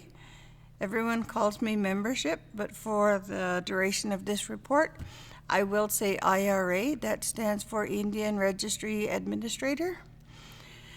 I do reporting to Indigenous Services Canada on births, on deaths, on status cards that have been issued by my department. I do updating on information for personal band members. You come in and we can fill out the paperwork. We do reporting on marriages, on divorces, on and off reserve population. We do applications for registration. We also do reporting on deaths. And I work with the Wills and Estates Department as well as the membership, both on and off reserve. I've had to become very familiar with Indigenous services and their rules and regulations and new forms regarding the updated bills for the Indian Act, regarding registration and all the new amendments that are taking place. Status cards. Certificate of Indian Status, that's the laminated status card, and the new secure Certificate of Indian Status, which is the white card that is good for 10 years if you are over the age of 16. You must have the following valid cards, and they cannot be expired for more than 6 months. Okay, you need a driver's license or a BCID, or the new care card, the health card, that has both your picture, your address, and your signature on it. All expired status cards are now being returned to Indigenous Services. So when you come in for a new status card, I will be sending your status card to the Vancouver branch. I have started booking appointments, so if you have not received a call from me, please call to make sure I have your current phone number on file, and I will set you up with an appointment. It takes 6 to 8 weeks, but sometimes it might take a little longer because Indigenous Services offices have been closed off and on throughout the past 3 years. And some of them are still closed depending on the departments that they work in. I assist parents with paperwork, and I assist adults with birth registration for band members. Paperwork is submitted to Indigenous Services Canada, and they're the ones who do the approval and denial of status. So if you get a letter that says you have been denied status, please don't phone me all upset because I'm not the one who denies your status. That's all done by a different department in Indigenous Services. To complete the paperwork, I need your long form birth certificate. It's the blue birth certificate that has your name, your mother's name, and your father's name. And the original birth certificate has to go with the application. So I can make you a certified true copy that you can keep until your original is mailed back to you from Indigenous Services. I also require both parents, if they're listed on the birth certificate, to come in because they have to sign the application form. If only one parent is on the application or the birth certificate, then there's some other paperwork that is needed in order to get your child registered. And if the child is in care of Ministry and Family Services, then there's some extra paperwork that is needed from them that has to be submitted with the child's application. I also deal with wills and estates. Who needs a will? Anyone who is over the age of 18 years old, anyone who is single, married, live in common law, or if you have been put in charge of the care of an adult. If you have children, you're a legal guardian. If you have stepchildren, if you have a certificate of possession, a certificate of possession is a land deed. It gives you title to the land on reserve. If you live off reserve and you own a CP on reserve, then you need to have a will in place. If you own a house, if you have a mortgage, If you're renting, you still need to have a will in order to deal with your personal property should anything happen to you. If you own a business on reserve, you need to have a will. There's a difference on how you do your will depending on where you live, on or off reserve. Not only that, where you live, but the value of your estate determines if you need just 2 witnesses to sign your last will and testament, or if you need a last will and testament drawn up by a lawyer. How an estate is handled is different for on and off reserve. For a deceased First Nation on reserve and considered ordinarily a resident on a reserve, then your estate would fall under Indigenous Services Canada, and that is the Minister of Indigenous Services, pursuant to the Indian Act. Therefore, it will be the minister through the Vancouver branch who would approve your will. For a deceased person who lives off reserve, the estate is handled differently. Your estate would then fall under the jurisdiction of the province, and it would be the Supreme Court that would approve the will pursuant to applicable provincial laws. In my office, I have some last will and testament packages, and they consist of a worksheet to help you prepare your will, a living will, a power of attorney, my last will and testaments, and the last will and testament document itself. The first 4 of those forms, they only need to be initialed and signed off by you. The last will and testament, you need to have 2 witnesses that will sign your last will and testament. If you'd like to discuss with me the process, please contact me and be prepared to spend at least 30 minutes or more to review the paperwork of your last will and testament package. I usually tell people to complete their last will and testament and then set it aside and leave it for a week or 2 and then go back. Sometimes you can leave it up to 30 days and then go back and review. And if you're happy with it, then you need to have 2 witnesses. So invite 2 people over that are not named in your will. Invite them over for tea and bannock and ask them if they will sign your last will and testament. Your witnesses are only there to witness that you have signed the will. I'd like to talk about something that is not on your status card and that is not talked about in very many offices, and that is categories. This affects whether or not you can pass your status rights on to your children. Categories in the Indian Act affect membership across Canada. The categories have been revised. There used to be 17 categories that affect status and how you get registered in the Indian Act. And you have to contact your IRA to find out what your category is. If you don't belong to Nākāsli Whut'en, I don't have that information, so I cannot tell you what your status is. Categories in which one is registered are 61A, 61A.1, 61A.2, 61A.3, 61B, 61D, 61E, 61F, and the last one is Section 6.2. These categories are determined at registration time, and they affect all First Nations across Canada as per the Indian Act.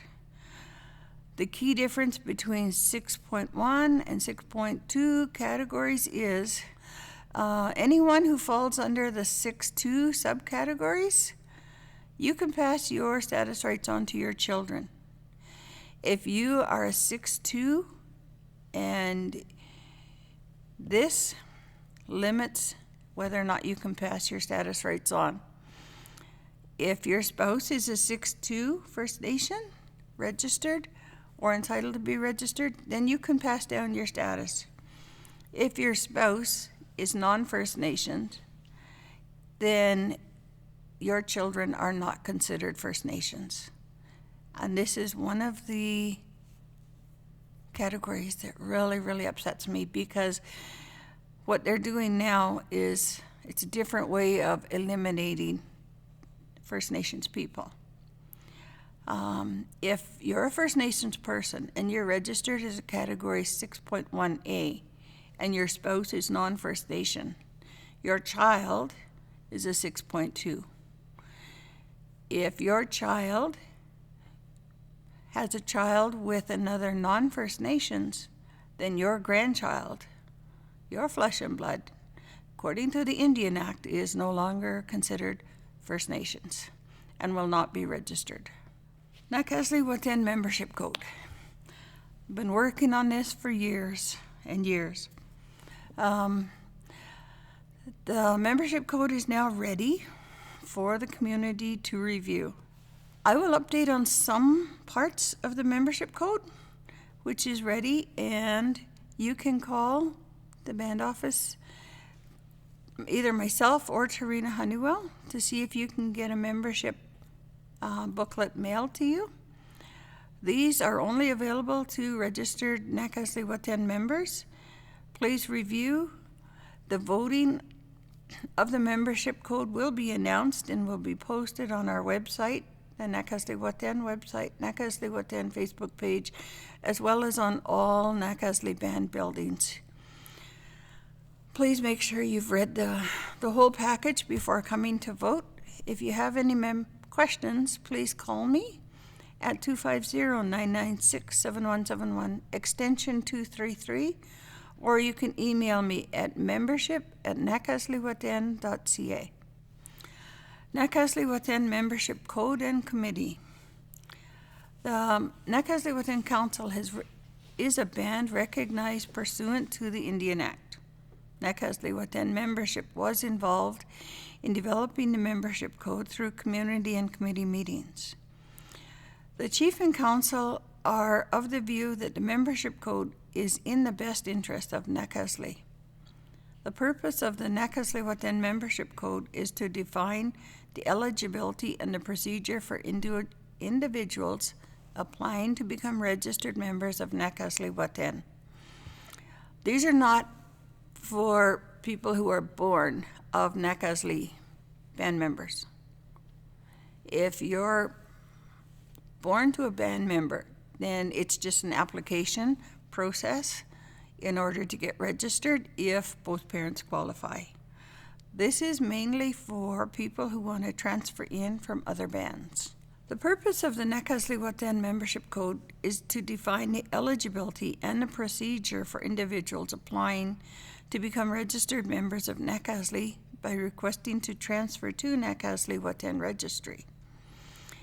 The Nakaslii Whut'en membership code consists of the following sections. Section 1 is your definitions of everything in the code. Section 2 talks about the membership list.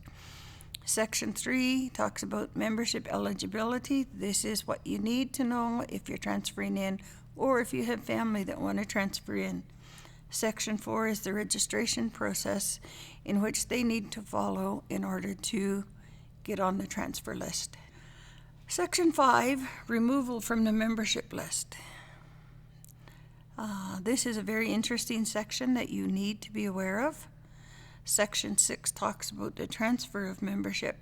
Section 7 is the application of membership. Section 8 is the requirement for application. One of the requirements, you do need to have a crim check, and there is a $50 non-refundable application fee. Section 9 talks about the IRA, membership clerk responsibilities. Section 10 talks about the membership committee guidelines, and Section 11 talks about the voting process. The Nakaslii Whut'en membership code will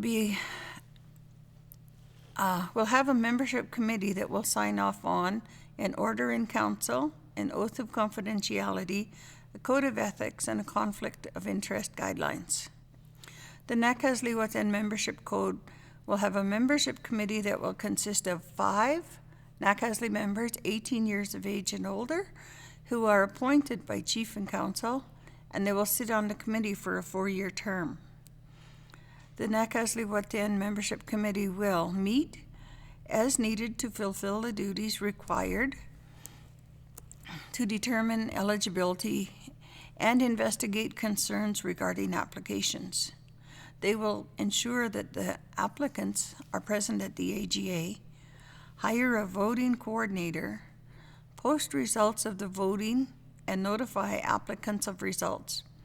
We'll meet with all applicants on file during the one-year probationary period. We'll recommend to Nakaslewatan Chief and Council of applicants who have successfully completed the probationary period and recommend or not recommend that the applicants be admitted to Nakasli Registry. The Nakaslewatan Membership Committee will appoint a chairperson and a co-chair at the beginning of the term. The Nakaslewatan Membership Committee will make recommendations to Nakasli Chief and Council on any changes, including additions and deletions to the Nakaslewatan Membership Code. The Nakaslewatan voting process for membership. All applicants will be put forward at a duly convened AGA with quorum in attendance. A voting coordinator will be hired and instructed to complete the voting of Nakaslewatan memberships. Notices will be posted of all applicants requesting to transfer to Nakaslewatan, and voting will be done by secret ballot of 60% of the people voting in favor, and voting by proxy is not permitted. You have to be present at the AGA in order to vote. Voting will take place at AGA. The date and time will be posted on all Nakasli band buildings. It will also be posted on the Nakaslewatan website and the Nakaslewatan Facebook page. Please, if you know people who don't have Facebook or who don't go on the website, please make sure that they are aware of these dates. Probationary period. For applicants requesting to transfer, if you've been voted that you can transfer to Nakasli, then the probationary period starts the day of the vote, after the vote count. So then 365 days later is when it takes place. You will not actually transfer to Nakasli until the following AGA, and you must remain on your current band registry for the probationary period. If the applicant causes direct or threatened harm, either Nakaslewatan band members or property, then their application for membership into Nakaslewatan registry will be rescinded. Also, the releasing band may refuse to release you from their band registry, and this will stop the transfer to Nakaslewatan. I would like to thank everyone for watching the AGA virtually. I would like to encourage you, if you have any questions, to call me at the band office to book an appointment. I'm now in membership 5 days a week, so I'm there booking appointments, and when I'm not booking appointments for status cards, then I'm working on all of the other aspects of membership. So please make sure if you booked an appointment and you can't make it, call me and let me know and I can reschedule. Once again, thank you very much. Have a good day. Enjoy the rest of the AGA.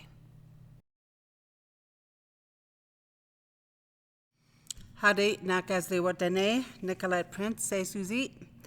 I'm here to present our updated information about the Nakaslewatan Trust. There is a report in the annual report, and we have not yet met with Chief and Council to give them the report, but this is all forthcoming. You probably haven't heard a lot about the trust. I know I've been away for a couple of years, and I just came back, I think in March of last year, and rejoined the trust and became a trustee again. And so we're working hard to try and get everything back together. Just to recap, some of you might not remember the trust, or maybe it's the first time you're hearing about it. So a few years ago, Nakasli was entering a number of revenue sharing agreements or wealth sharing agreements, and we thought a trust would be a beneficial way to put aside some of that money in order to ensure that, you know, in the case that, you know, all of our trees are cut down, all of our minerals are dug out of the ground, and we don't have anything left, that we'll have this trust that we can use for some of the extra activities that Nacasli wants to do in the future. So it was really a forward-thinking idea in terms of, you know, making use of some of the wealth that we're generating today and putting it aside for future generations. And the way the trust is set up is that money will go into the trust until it reaches an amount of 25 million. And this is prorated. So when we passed the trust in 2016, it was 25 million, but it's adjusted annually so that, you know, perhaps by the time we reach 25 million, it will actually be about 30 million. So once that the trust earns or has reached 30 million or 25 million, then it can start operating as a trust. And the way we've set it up is that it's not going to pay out dividends to Nacasli Whut'en AGA, but rather it's going to be used based on priorities identified by chief and council, whoever's on council at that time, priorities that they may see for the community or for people at large. And alongside the trust itself is what we call the legacy fund. So some of the money will go into the trust and a portion will go into a legacy fund, and that will generate money for 25 years. And then in 25 years, whatever amount is in that legacy fund will just be distributed to the council to do as they wish. So it could be a capital expenditure or you know, anything that they think would be important at that time. And the idea again is to create an idea of what we're going to do in the future for the next generation. So this was ratified by the community in 2016. It was quite a lengthy process. We had meetings in Prince George, we had meetings in Vancouver, we had a number of community meetings here in Nacasli, and then we ratified the trust in 2016. And it was a very exciting time. We envisioned this idea that we would see this money grow, and unfortunately, it didn't work out that way. We still haven't reached $1 million. Well, actually, no, I shouldn't say that. We've probably just gone beyond $1 million now. So what is it, going into 6 years? So at this rate, you know, it might be a while before we see the 25 million. But I guess there was, you know, in the past few years, there's been some sort of questioning about whether money going into the trust is somehow jeopardizing some of the funding that we receive from INAC. And so there was an assessment, an independent assessment of the trust agreement and what it said. And council, chief and council then were assured that the money that goes into the trust is not jeopardizing the band operating funds. And so I believe we are expected to receive around $5 million that's going to be transferred. So this is money that's been accumulating during this assessment period. And so that $5 million will go into the trust. So we will be going just past $6 million very soon. So we're getting there. And you know, we'll see what happens. So just to give you an idea of who the trustees are, so like I said, I was one of the original trustees. I was there from 2016, and then I left in 2018, and then came back last year. We also have Loretta Prince. So Loretta has been a trustee since 2016, and there's little biographies that they've done in the annual report. Rosemary Sam. So Rosemary's also been a trustee, I believe, since 2016. Rolene Sam was a trustee to begin, and now she's acting as a trust secretary. So she's moved to Kamloops, and so she does our, bookkeeping, correspondence, filing, things like that for the trust. So she keeps her fingers in the bowl, keeps, being a participant of the trust. So she did the training as well. And then we have Rhoda Gregg, who some of you may know. She works in Capital Housing and Lands, or it might have a different name by now, but she's the manager there, and she's one of the trustees as well. And we actually need a 5th trustee. So there's a vacancy there, and if anybody is interested in becoming a trustee, contact me. My email is nprintz@nakaslywhut'en.ca, and let me know, and I can give you information about what's involved in the trustee. Just to give you a little bit of information right now, so we meet throughout the year. We meet depending on what we need. Sometimes we'll meet once a month for several months, and then we won't meet for a few months, depending on what's going on. Some parts of the year are more busy than others. We receive an honorarium, a stipend for being a trustee, so that's $1,600 a year that we earn, and it's given out as $400 each quarter. So it's not depending on the number of meetings that we attend. It just depends. We put it by quarter so that it's more predictable on how much money it's going to cost the trust each year. And we also are expected to do a training that is offered by Lethbridge College in Alberta. So it's an online training course, and it's offered through Lethbridge College. So people do this online training. You learn how to be a trustee. You learn what your obligations are under trust law, and also how to do financial management, because of course one of the jobs of the trustee is to oversee the trust and make sure that we're making good financial decisions so that the trust will grow and generate income. We have to hire auditors every year and whatnot. So all of this is part of being a trustee, but it's very beneficial information. I didn't know a lot about investing and financial matters and things like that before I did the the trustee training, and it's really been beneficial for me. Not that I've been able to invest money and become rich or anything, but it's good information to have. So yeah, if you're interested in being a trustee, I would highly recommend it. It's a really good learning opportunity, and plus you'll be, helping to set the direction for the future. We'll have Carl Leon. He's our elder advisor on the trustee, and of course many of you know Carl Leon. He's been on council for many years, and he was also on the investment committee that Nakasley had. And we have administrative trustee, Vicki Whitehead. So Vicki used to work at Deloitte, and when we first started to create the trust, we hired Deloitte to help us guide us through the process. And Vicki was one of the people that helped us. So she has a long history working with Nakasley on this trust. So she's our administrative trustee and oversees a lot of the financial information that is collected, and has been a real benefit to us in terms of keeping track of information and whatnot.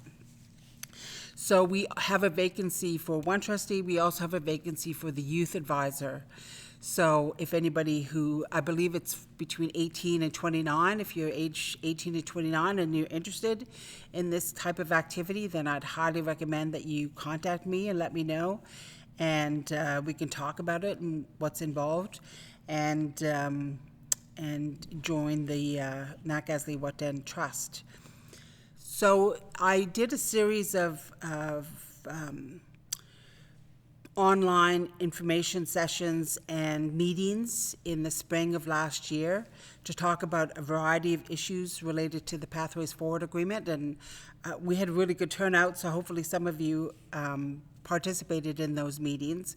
So I'm not going to spend a lot of time going through the whole background of what the Pathways Forward Agreement is, but rather talk about where we're situated today and what we are working on as Nakaslii Whut'en in terms of creating our position for the Pathways Forward agreement and potentially a new agreement, which is called a Comprehensive Reconciliation Agreement. So Pathways Forward ends March 31st of next year. So we have just over a year to, while we're under this agreement. And then we're expected to, at that point, sign this comprehensive reconciliation agreement. And some of you might be aware that some of the discussions and negotiations have sort of been put by the wayside. A lot of the effort that we're involved in today is primarily focused on the logging industry and the efforts on the part of the various First Nations that are involved in order to get their licenses in place so that they can begin logging and generating income through those agreements. So, so Nakaslii certainly, this is a big part of our efforts today. We also, because of the whole stewardship component of this agreement, we also put in a lot of effort into ensuring Nakaslii is active and involved in all of the stewardship decisions made on the land. And we're currently thinking about, in terms of going forward, what do we want our stewardship responsibilities and jurisdiction to look like? What does that mean in terms of staffing, the equipment that we're going to need, again, our authority and jurisdiction, how we're going to make sure that the province gives us or recognizes our jurisdiction in certain areas. And so that's a big part of what we're involved in right now. But alongside that too, we also have to think about our government-to-government relationships, not just with the provincial and federal government, but also with other First Nation, municipal, regional districts, and so on. And so there's a lot of components that we have to start working on and pulling together, because the last thing we want is to go to these tables and then not have our position available or ready to present. Because I think, and some of you might agree, some of you might disagree, but when you look at the Pathways Forward agreement that exists today, it's an agreement with what are called the Carrier-Secondary First Nations, so the 7 bands that all signed into this agreement, and the provincial government, but it doesn't really represent Nakaslii as such. And we want to make sure that we are well represented in this agreement going forward. I'll give you an example. One of the things that in this agreement, say, we've generated, $14 million in revenue from forest industry activities in our territory. Well, if you look at that amount in terms of the forest, how much the land is generated for the rest of British Columbia, it's a very small percentage. And in fact, I believe the number that has been sort of been kicked around is we've earned something like $1, maybe $1.50 for each hectare of land that has been clear-cut in our territory, which is a very, very small amount. So we want to make sure that we have a better cut of what's going on in our territory, and again, this jurisdiction. So going forward in the CRA, these are the various topics that we're meant to address in this new agreement. Environmental stewardship, and we have to be very careful too that we make sure that when we are talking about environmental stewardship for Nakaslii, that it reflects the way Nakaslii is interested in acting as stewards of our land. So that involves, bringing in representatives from the various KO and looking at what priorities they might have, for example.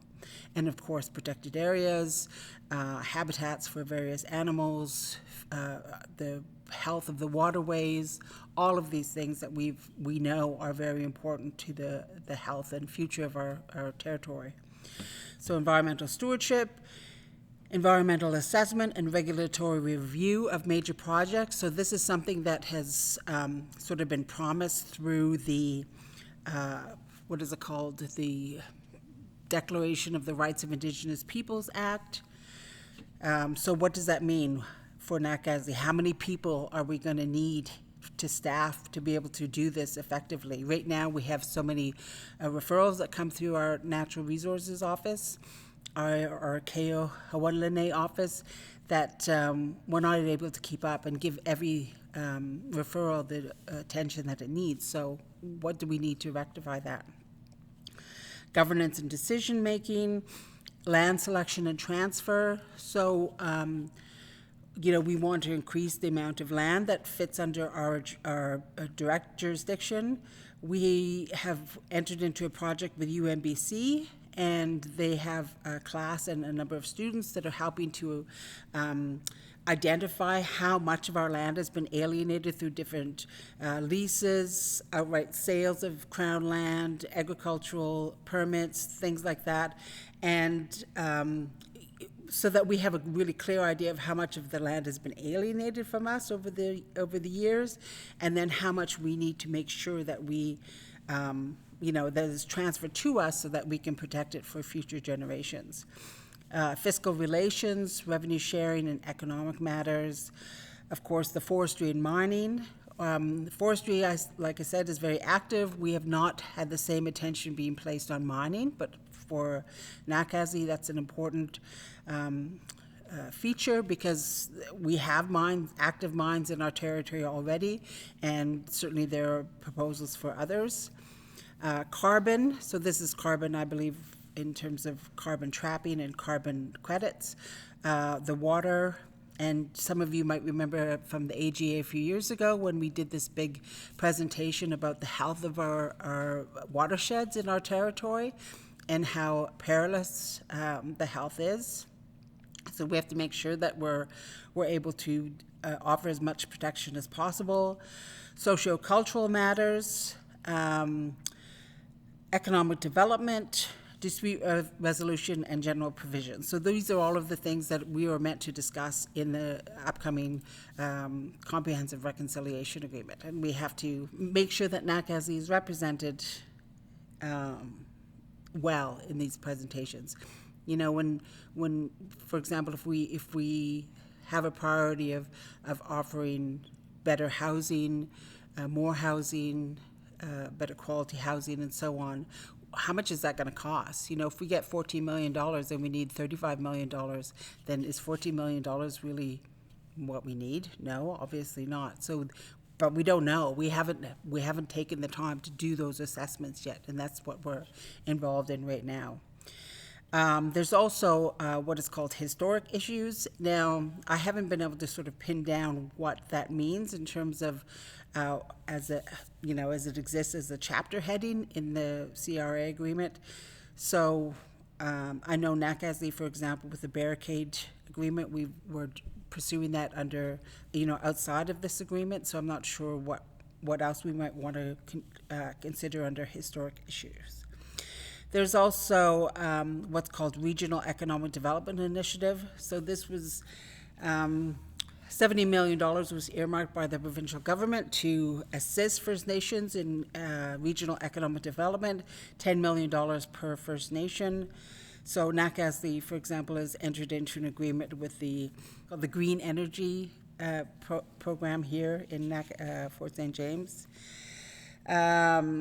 Forest and range agreements, governance decision-making. So how are we going to work with the other First Nations? How are we going to work with the federal government? How are we going to work with the provincial government? And then socio-cultural activities. So we've started, for example, a language program using some of this money, but we're also looking for other opportunities and initiatives. One of the things that we're really trying to promote and get as much attention from, not just from people in Nakazi, but people, Nakazi, Whut'en AGA, wherever they are, how might we use some of this money in order to generate different programs and initiatives by community members. So rather than just the band office coming up with these ideas and the band office trying to administer all of these things, what do community members think that they can do, and what can they do to generate different activities in the community? And we've created a system where people can put together proposals and they will go for approval from Chief and Council. So we'll try and get more information about that out. I've talked to people who have approached me about ideas that they had. I've certainly encouraged them to put together a proposal, and we're willing to help people as well. So this is a very big task. We're excited about the initiative. We're excited about what it can mean for Nakazi going forward, but we also have to plan for it. We have to start looking at what jobs are going to be created, what kind of training we need, what kind of specializations people are going to have to take in when they go to university and college. How are we going to promote these? How are we going to get Nakazi Whut'en AGA involved in our activities? How are we going to get them to be, the future leaders in all of these areas, the future administrators, the future guardians of our land, and so on. So all of these components have to come together in order to create, basically a post-colonial life for Nakazi Whut'en AGA. And this is a big, tall order, but we have a lot of really, really good minds. We have a lot of educated people in our band, and we just have to figure out how to bring all these components together so that it makes for a really dynamic and fulfilling future for Nakazi Whut'en. So I think that's it. Again, there's a big report in the annual report that explains the results of the community meetings and surveys we've done and some of the priorities that the community members have put forward that they think are important for Nakazi. And you will be hearing more about our efforts towards a comprehensive reconciliation agreement.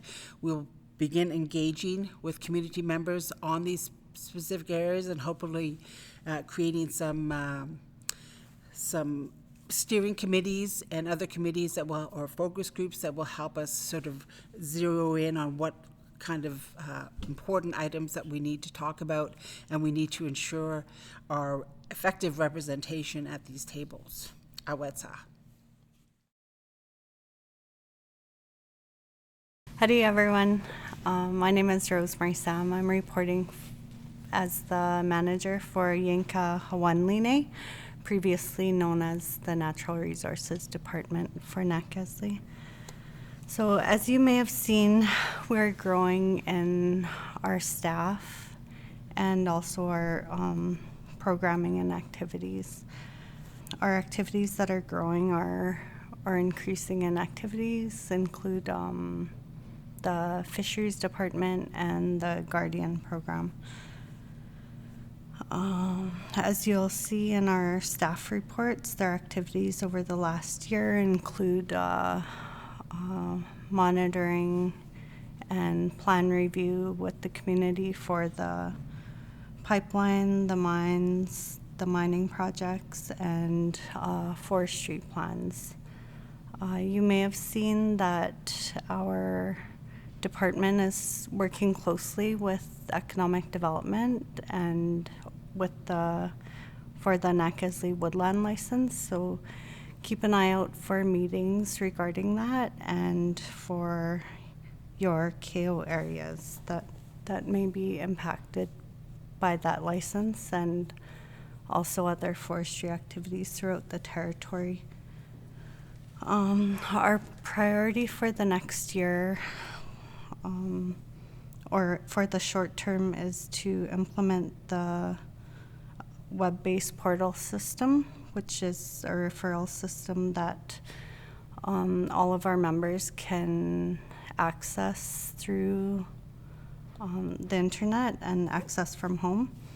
We'll also be continuing the land stewardship implementation with the community, which will ensure that more KO involvement is happening within the for the territory management. We're happy to see that the realization of the different KO initiatives, which Council has set aside a budget for. So in the coming months, you'll see more meetings that you'll be invited to by the KO liaison, and you'll see more opportunity to get involved. We encourage you to keep going to meetings and to stay involved. I know it's been a slow process, but the more involvement and direction that the KO holders and KO members lead, the more that will get done, and which will lead to getting the funding flowing for people to access for their land use. Some of the activities that you'll see in the next in the coming months will include the Nakasley River project, water monitoring.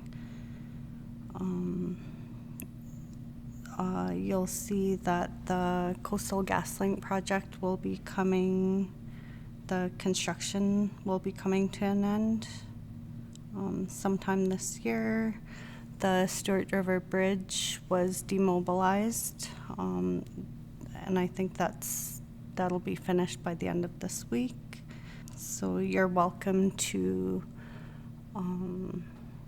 go out to site with us. You just have to put in a request to our office.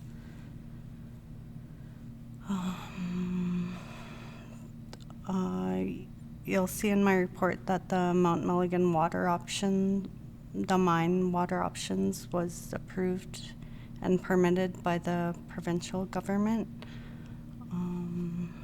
That's something our community has not been in favor of, and I'm not really sure what the next steps are for that. The Enbridge West Coast Connector LNG pipeline will be doing a lot of studies this year, so you may see information sessions coming up. Must see for your patience as it's been a year of transition. We have a lot of initiatives getting going, and but we invite you to keep on staying involved and going to meetings and providing input. Let's see. Hi, I'm Claire Jack, daughter of James Bird, Catherine Prince, Lucille clan. I've been hired as a guardian coordinator a couple years back, and we did get funding this last year. For the guardian program, we do like to take community members out on the land to look at proposed logging blocks or mining or proposed pipeline areas. What I need to do is for community members to identify areas of importance for wherever they pick their berries, their favorite moose hunting area, for their medicine picking or spiritual area that they just go out and they don't want to go out there and see a cut block. And then I will GPS these areas and create a buffer around them. So when proponents or licensees want to log an area and they send us a letter with their proposed developments, and then we'll go look at them to see if there's a trail. How would you like that trail managed? Do you want a buffer? Do you want a machine-free zone? Do you want it logged so no trees will fall down across your trails? So it's mostly about engaging in community members to go out on the land and identify areas of importance that will be excluded from any industrial activity going on. Just go for a drive, have tea, have lunch, get out of the house. We have a 4-wheel drive truck that we We're pretty good to have radios, so truck radios for any trucks are out there, so we know the proper channels. There's a lot of logging roads now, so I take a tablet with a map on it, so I know if I'm going down the right road. We also, our field crew, Anastasia Monroe, is hired on as a guardian assistant, because I can't go out in the field by myself. It's a safety issue. And so she's been hired on as a guardian for now. There might be hopefully there'll be another couple of positions coming up in the new fiscal year. She does go out with the archaeology crew. We do go out with the forestry, Flinro, through the Forest and Range Evaluation Program. And we assess wetlands, streams, riparian zones, and cultural and heritage sites. Made sure this is post-logging, so we make sure that they are they're avoiding all the CMTs or cultural depressions that were identified within these activity areas. We look for invasive plants. We have to figure out, there's a few invasive plants that are getting more and more, and we have to figure out what we want to do with them. We have to have a crew maybe go and picking them before they flower and seed and spread. That's one of the things that we'll have to look into.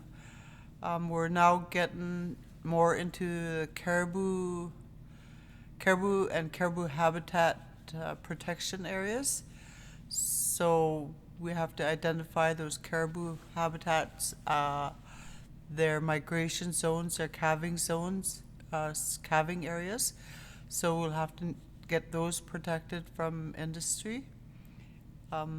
We also look at ungulate winter ranges, biodiversity zones. The biodiversity zones are zones that aren't just pine or just spruce, but they have a whole diverse community within this zone, and the logging has to stay away from that because it's so biodiverse for all the animals, the birds, and the plants.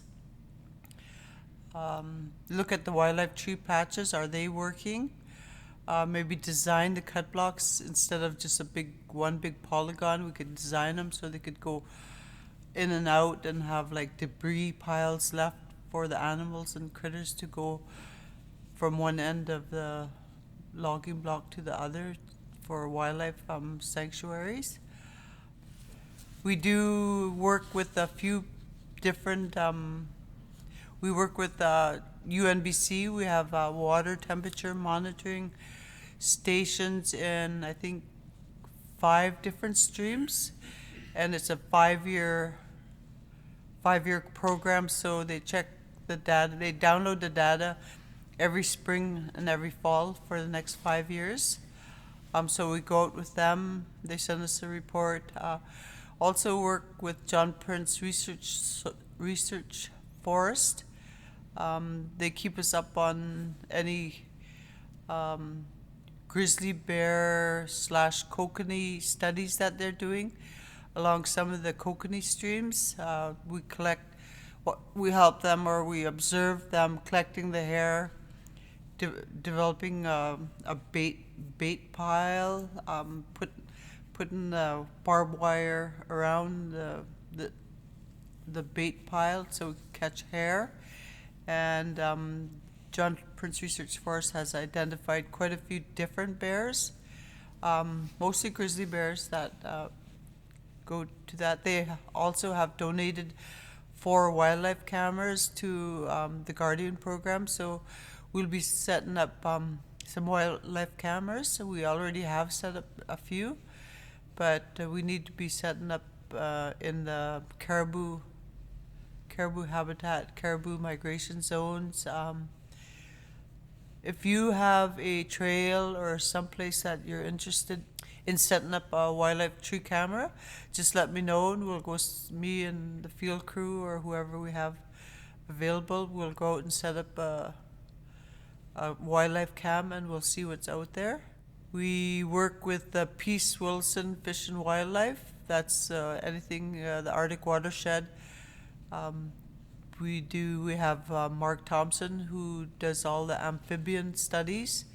He has a couple of plots up at towards Onjo and north of Onjo, some further north, other side of Wilson Lake and up by Tseke, but there is a big area by Onjo and Weberly Lake.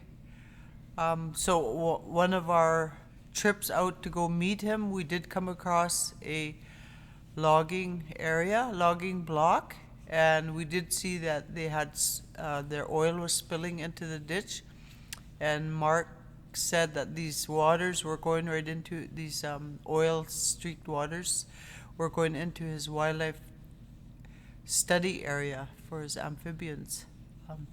So that was reported right away, and they had it cleaned up within a day. They have to, otherwise they lose their license to operate. So they're really adamant on getting anything that could be a bad mark on the licensee. They'll get it cleaned up right away. So we go out there, pick up any cans along the road. Like there's lots of oil cans all the time along the road. We pick up garbage. The same camp had garbage spewing all over the place. I guess a bear must have got into it, and so they had to clean that up. So I work with the wellness center. I was working with land-based healing. We like to go out to with Winnie and the recreation and the elders, if they go out, get their stories about the land, go pick berries with them. We have a little gadget that you could tell the sugar content of a berry. That's another study we're doing with UNBC, is we have these different plots within the territory, and every year we'll go back to the same plot and we check how many berries are there, what's the sugar content of them, what the environment is like, are they not coming back because of global warming. But that's a 5-year study also, so we do that. So we need to go out and GPS your berry picking areas, because that's very important. You don't go out there and then find that they don't spray anymore, but find out that something happened, maybe the pipeline is proposed to go through, or it's a proposed logging block, and they have to stay away from anything we use as sustenance to feed our families. I do participate in a lot of the school programs, the Carrier program for David Hoy. I go out with them in the winter and tell stories, show the kids about the plants, even in the winter time, talk about the animals, talk about the birds. And I also do that now with the high school at Carla Martin's program. I go there and explain what the Guardian program is. We might have some student employment for the summertime coming up. And so maybe some of them are interested in being out in the field and doing bushwork and just being outdoors. We do have some Mark Thompson coming out and doing like a youth presentation about the frogs out at the lease lots, the swamp there. There's a lot of different, there's frogs, toads, and salamanders. We haven't seen a salamander, but he talk about the frogs and the toads and the difference between them, and how they migrate from the pond going across the road, and how we should sort of protect that road and get people to just to slow down and not squish all those migrating frogs. So let's go out. I'll bring some bannock. Actually, I won't make it. Nika will make it. And have some tea, some water. Go get some pure water for yourself. Bring it home if you want. Just go out in the land. Go look at what's happening. See if we could protect some of these areas of our interest, our traditional use areas, or our use areas that we use all the time for our plants and our medicine plants. I'm out of the Natural Resources Office, 123 Qua Road across from Historic Park. We're renovating right now, but we'll be in there in a couple of weeks. The phone number there is 250-996-0088. And if you want to get a hold of me by email, it's at nrr5@nagaslywhut'en.ca. Or if it's something that you need to report, or just leave a message. If I'm not available, Anastasia will be there, and if neither of us are available, then you could talk to Rosemary, who's our manager for the NR office, and she will get the message to me if it's urgent, and we'll get right on top of whatever your concerns are. Thank you. Ladies and gentlemen, elders of Nakasley, and actually of all communities. I'm Pete Erickson. I'm the hatchery manager at the hatchery at Nakasley.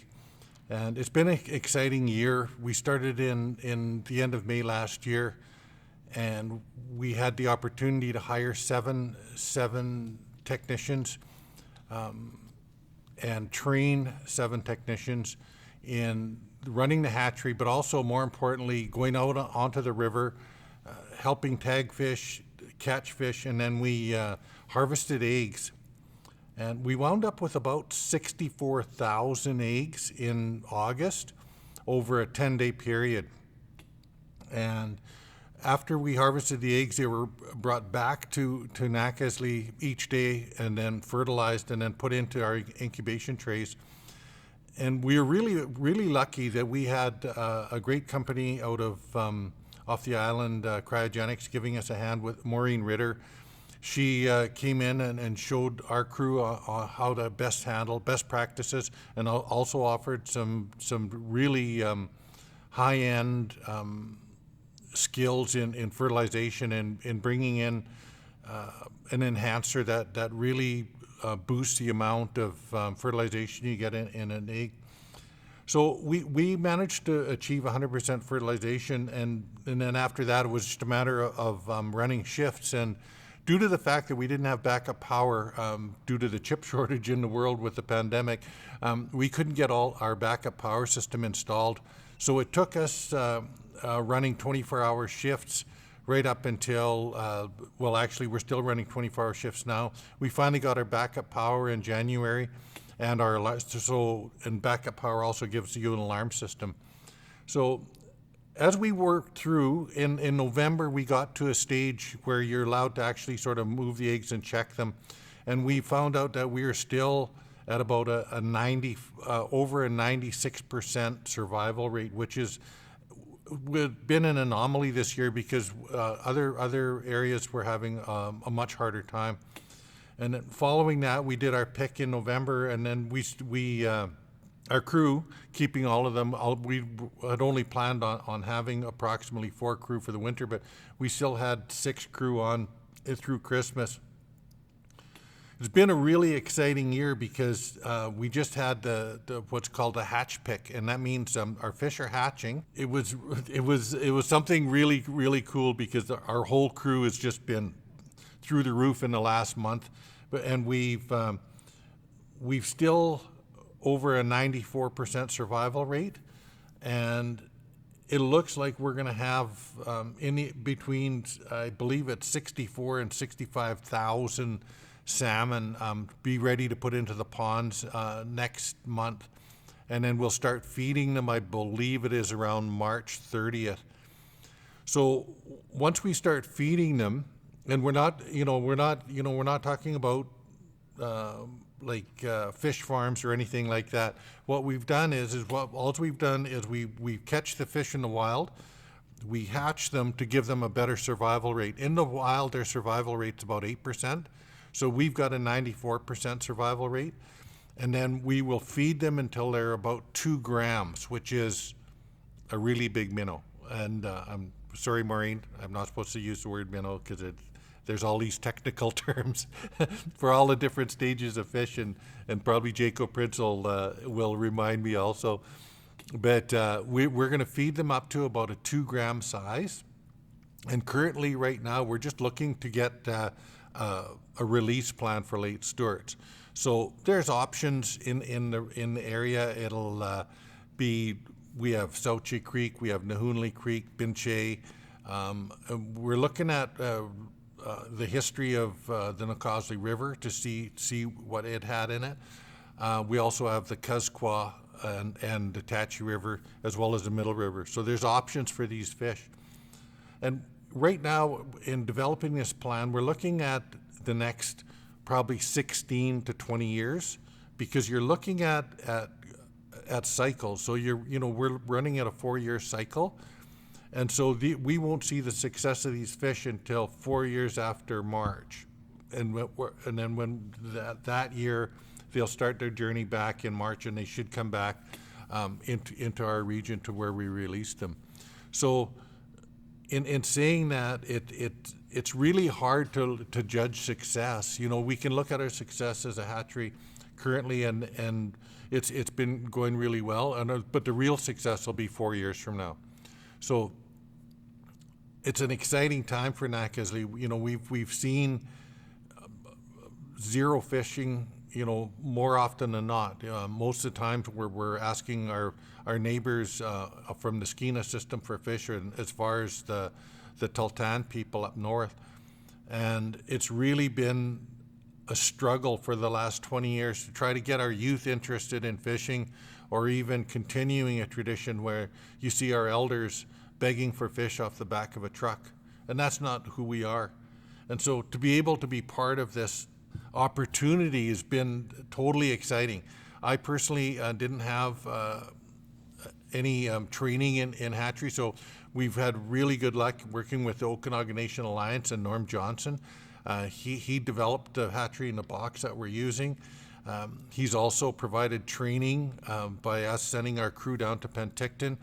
The Department of Fisheries Oceans we're very hesitant at first, because there's some licensing protocols, and the government, as always says, we got to slow this down, and we wanted to speed it up. But then again, they came through.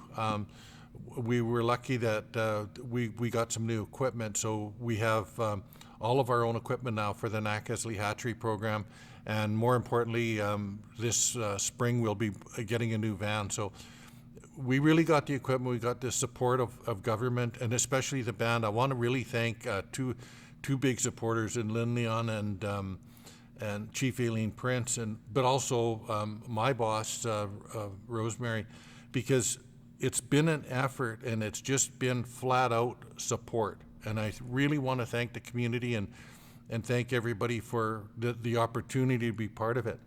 And we're actively looking at expanding, and hopefully in next year at this time when we do this AGA, we'll be reporting. Our aim this year is 1.2 million.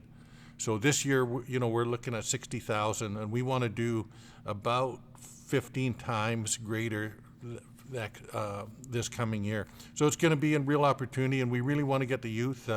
We'll be applying for students this summer, and also volunteers. We're going to need a big crew. With 6 people, we got 60,000. So we are going to be needing a whole wealth of people to achieve the goals, because it's been too long that Nakasley hasn't had fish, and we just want to ensure that from now on that we take the action necessary to bring the fish back in abundance like we used to have. And so this year, 68,000, next year, 1.2 million. And I really look forward to being able to show this facility off. I know starting this month, we'll have the schools in Nakalban, and the high school have already requested an opportunity to look. And during this, we'll be offering some pictures and some updates from the hatchery itself. Anyway, thank you for 2022. Okay, so I'm here with Thomas now, and we just want to show you the result of all the hard work that the crew's been on. And Thomas has been with us since day one, and it's a really cool time, because now we can show you the actual hatch. Also, we've been able to supply Dora's eggs. And so we've got about 2 minutes to have this crate open. So We'll just grab it right there. Now we can take it out. Don't wash this off. So now if you come up, you can actually see them swimming around. We have a lot of fish, and like we have about between 64 and 65,000. This here unit that we just showed you, it's one of the ones that come from the OH&S Nation Alliance. It was designed and built, and then we're going to have 3 more of these this summer. So it's going to take a whole lot more eggs to fill them up. Right now we're only operating 1 unit at 75%. We want 4 units at 100%, which should be 1.2 million. As you can see with the red light, they're pretty docile. So, and that's what we want them to be until we start feeding them, and then we'll move them to the tank, and then I can show you the tanks outside. Okay, so this is the hatchery in a box that was designed by the OH&S Nation Alliance, and so basically the unit you seen earlier with all the eggs in it, that was the Chief and Council have been just totally awesome. They purchased 5 of these units, and so once those little minnows are big enough and we start feeding them, they go into these tubs. So we have two 6-foot tubs in each unit, so we can actually put 150 to 200,000 fish in these 3 units. Coastal GasLink has given us 5 of these units and funding to operate them for 5 years. You know, our old hatchery inside, you know, was this, you know, this mega piece of equipment, and these here, each unit is under $100,000. So any community can basically start working on an initiative to bring fish back to their communities. If you look at our early steward run, especially after the Big Bar landslide, the Big Bar landslide unfortunately was a huge wake-up call. And even before Big Bar though, our salmon were running at between 2 and 5% of historic levels. So our early steward run used to be in the millions, and our late steward was even bigger. And lately, we were lucky to get a whole, 150,000 between both of them. So we couldn't fish. We haven't actively fished year to year since 1982. The first year after Big Bar, we had 87 fish. And we need 60,000 just to survive on the spawning beds. Our community alone, if we went back to historic levels, we need 800, or between the communities up here, we need to harvest over 200,000 fish to live at historic opportunity. And so currently we're below 100,000 for total run size. It's really hard on your culture when our main food source has to be bought and trucked in. And it's really sad to see an elder at the back of a truck with a tub saying, "Can I have some fish so I can, practice our traditional food source?" That's how come it's so crucial now. And that's how come this here hatchery is so important. I think people see it as sort of a light and just saying, let's get these back, let's get the fish back. This here's our backup power system. It's actually based on green energy, so we don't have a generator. It's all based on these battery packs. So we have 2 battery packs. We can add as many more as required. And the other thing about it is it's also got its own alarm system. So if the alarm system in our main hatchery in a box doesn't kick in, this will actually email me to tell me there's a fault, with the main power grid. And it's instantaneous. So one of the things that water pumps don't like is being stopped and started while they're going.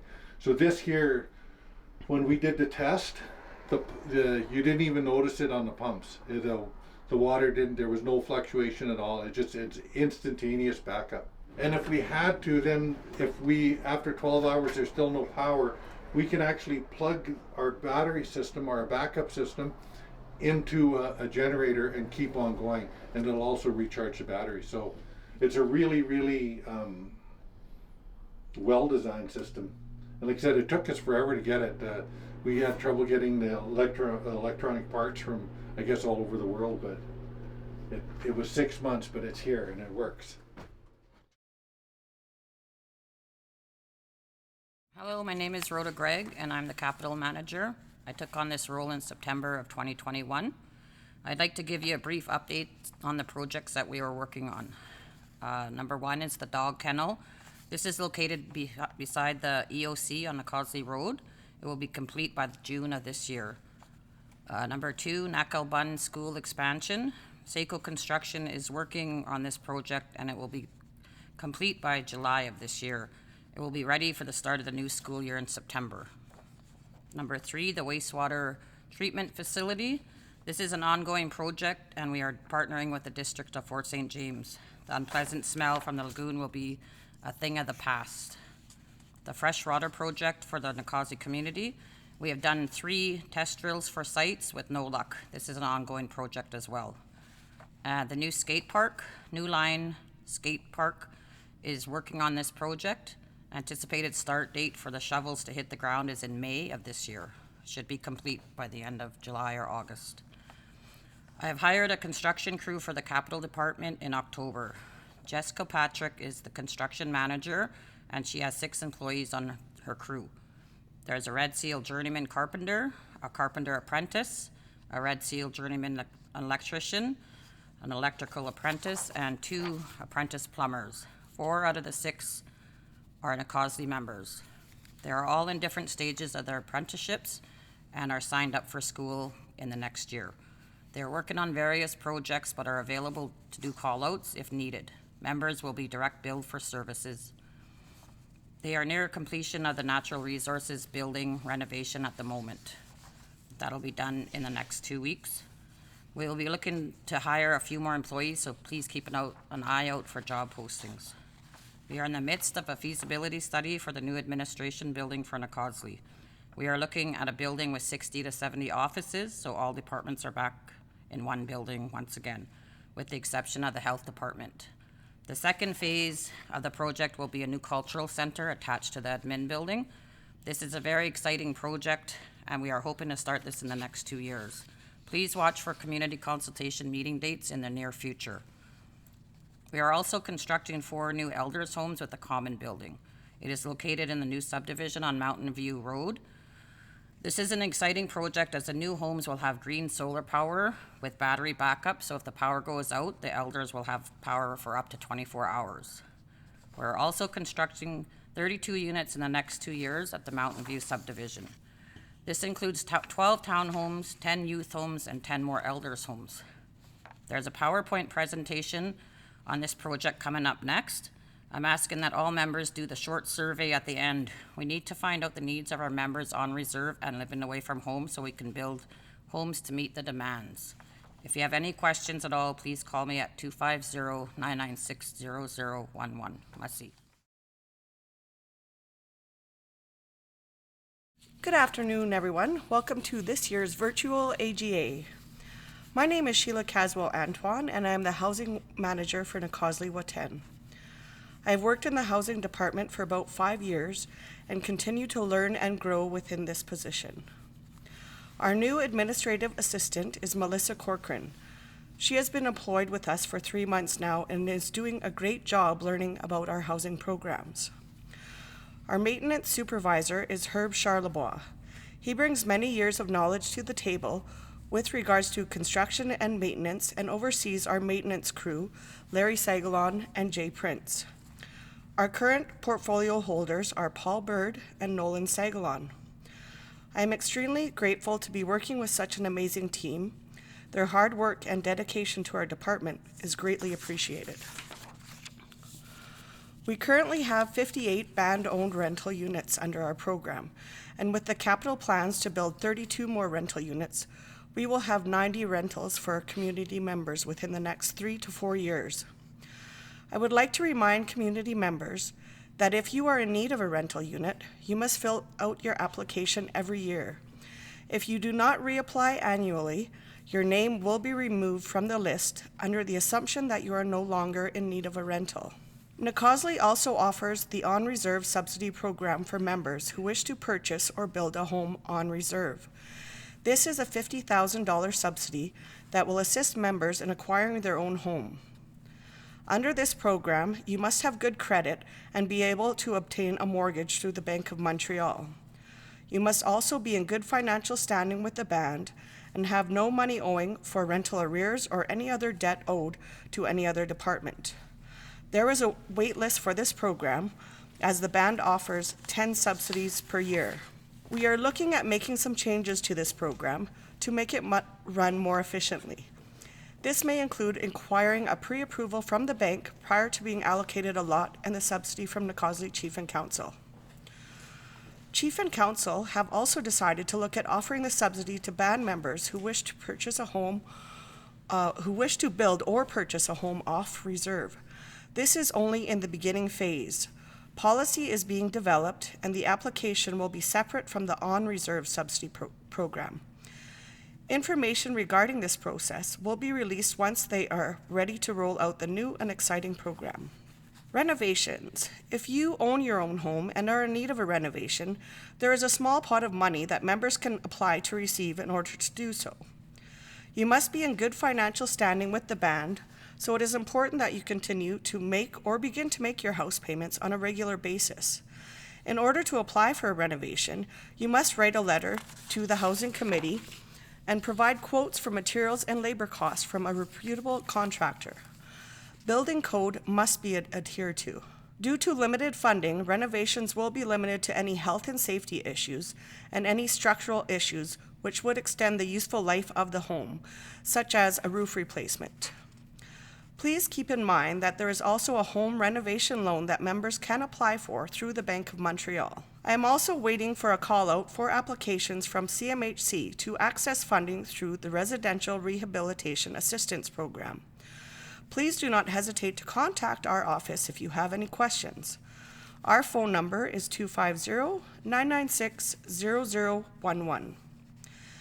As the pandemic continues on the downward trend, our department will be starting the walkthroughs of our rental units again.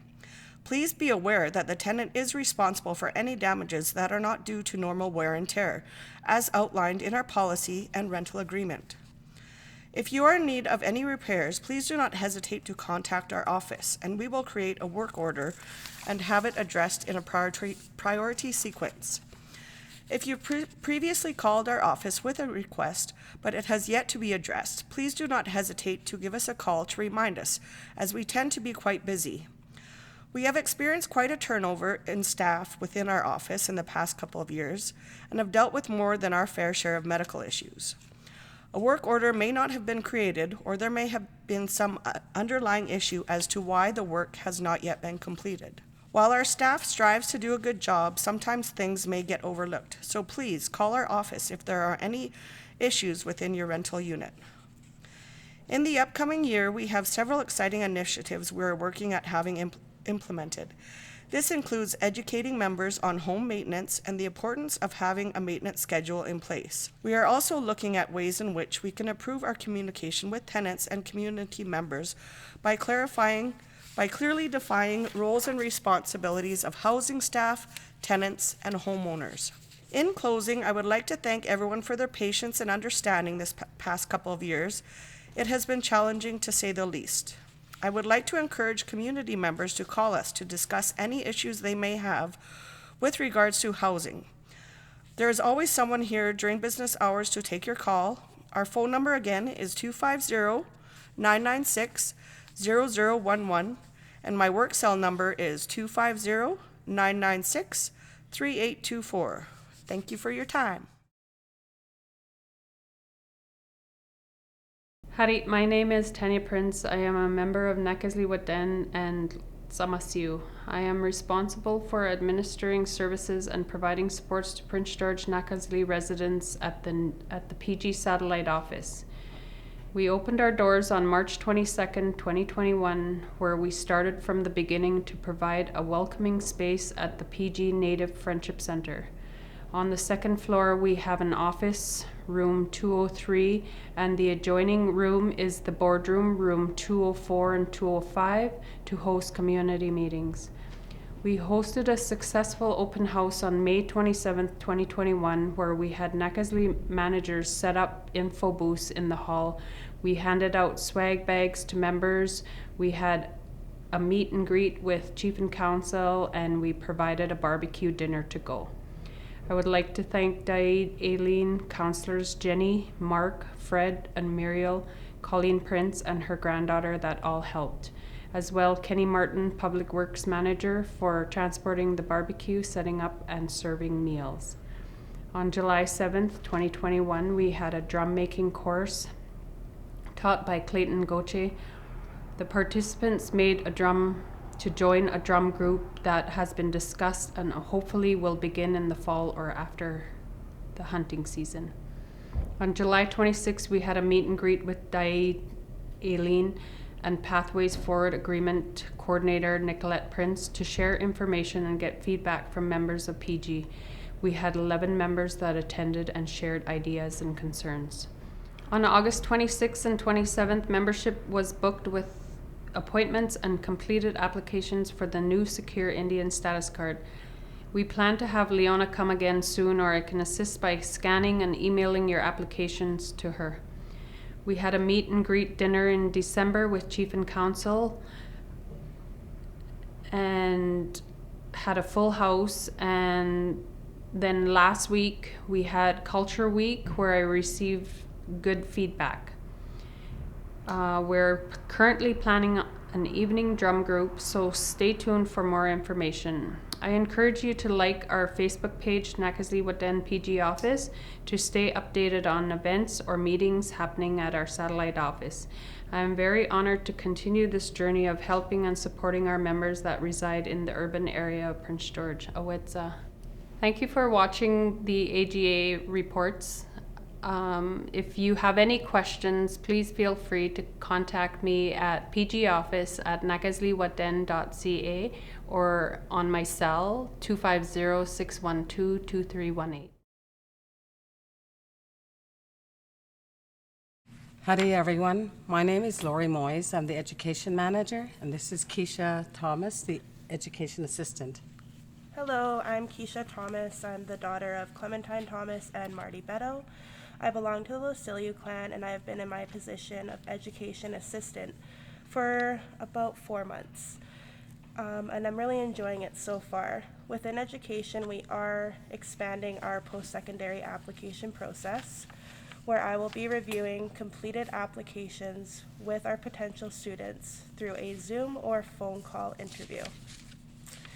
With this process, we really encourage students to hand in their applications at least 6 weeks prior to their start date, preferably 2 months. This allows us to build a connection with our potential students and gather all information needed. Also, this gives students a clear understanding of the policy and procedure responsibilities of the students and us as sponsors. Any questions or concerns students have throughout their studies, we encourage them to contact or email us directly. At the beginning of September 2021, we had 60 students in 24 institutions across Canada. Closer to home, we had 10 students at UNBC and 12 students at CNC. We recently purchased a 24-seat new bus for education. I have received some funding for Nakaslii students on reserve to assess some students at Sylvan Learning School in Prince George. Sylvan Learning School will start by doing an assessment and then working with the student via Zoom. This online tutoring will help students to succeed. We have been very busy with different strategies to keep students in school. We offered a backpack to school barbecue in September. We offered our high school students a backpack to school given out in September as well. We've also given out some masks for each student. Each month at the high school, there is a PAC meeting, and we encourage at least one or so parents or guardians to attend. Let me know if you want to attend the PAC meeting. In November, we had sent letters to parents of grade 10, 11 students to apply for the SHAD program. One of our students applied and was accepted into the program. The students also received a bursary for the cost of the program, which was $6,100. SHAD is a month-long program for grade 10, 11s. Activities include science, technology, engineering, arts, and mathematics, and an entrepreneur program.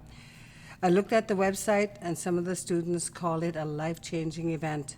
I'm hoping to promote more of the SHAD program this coming summer to offer our grade 10, 11s a chance to apply and a chance to experience life outside of Fort St. James. We are in the process of updating the policy and procedures so it is more clear and will make our jobs easier.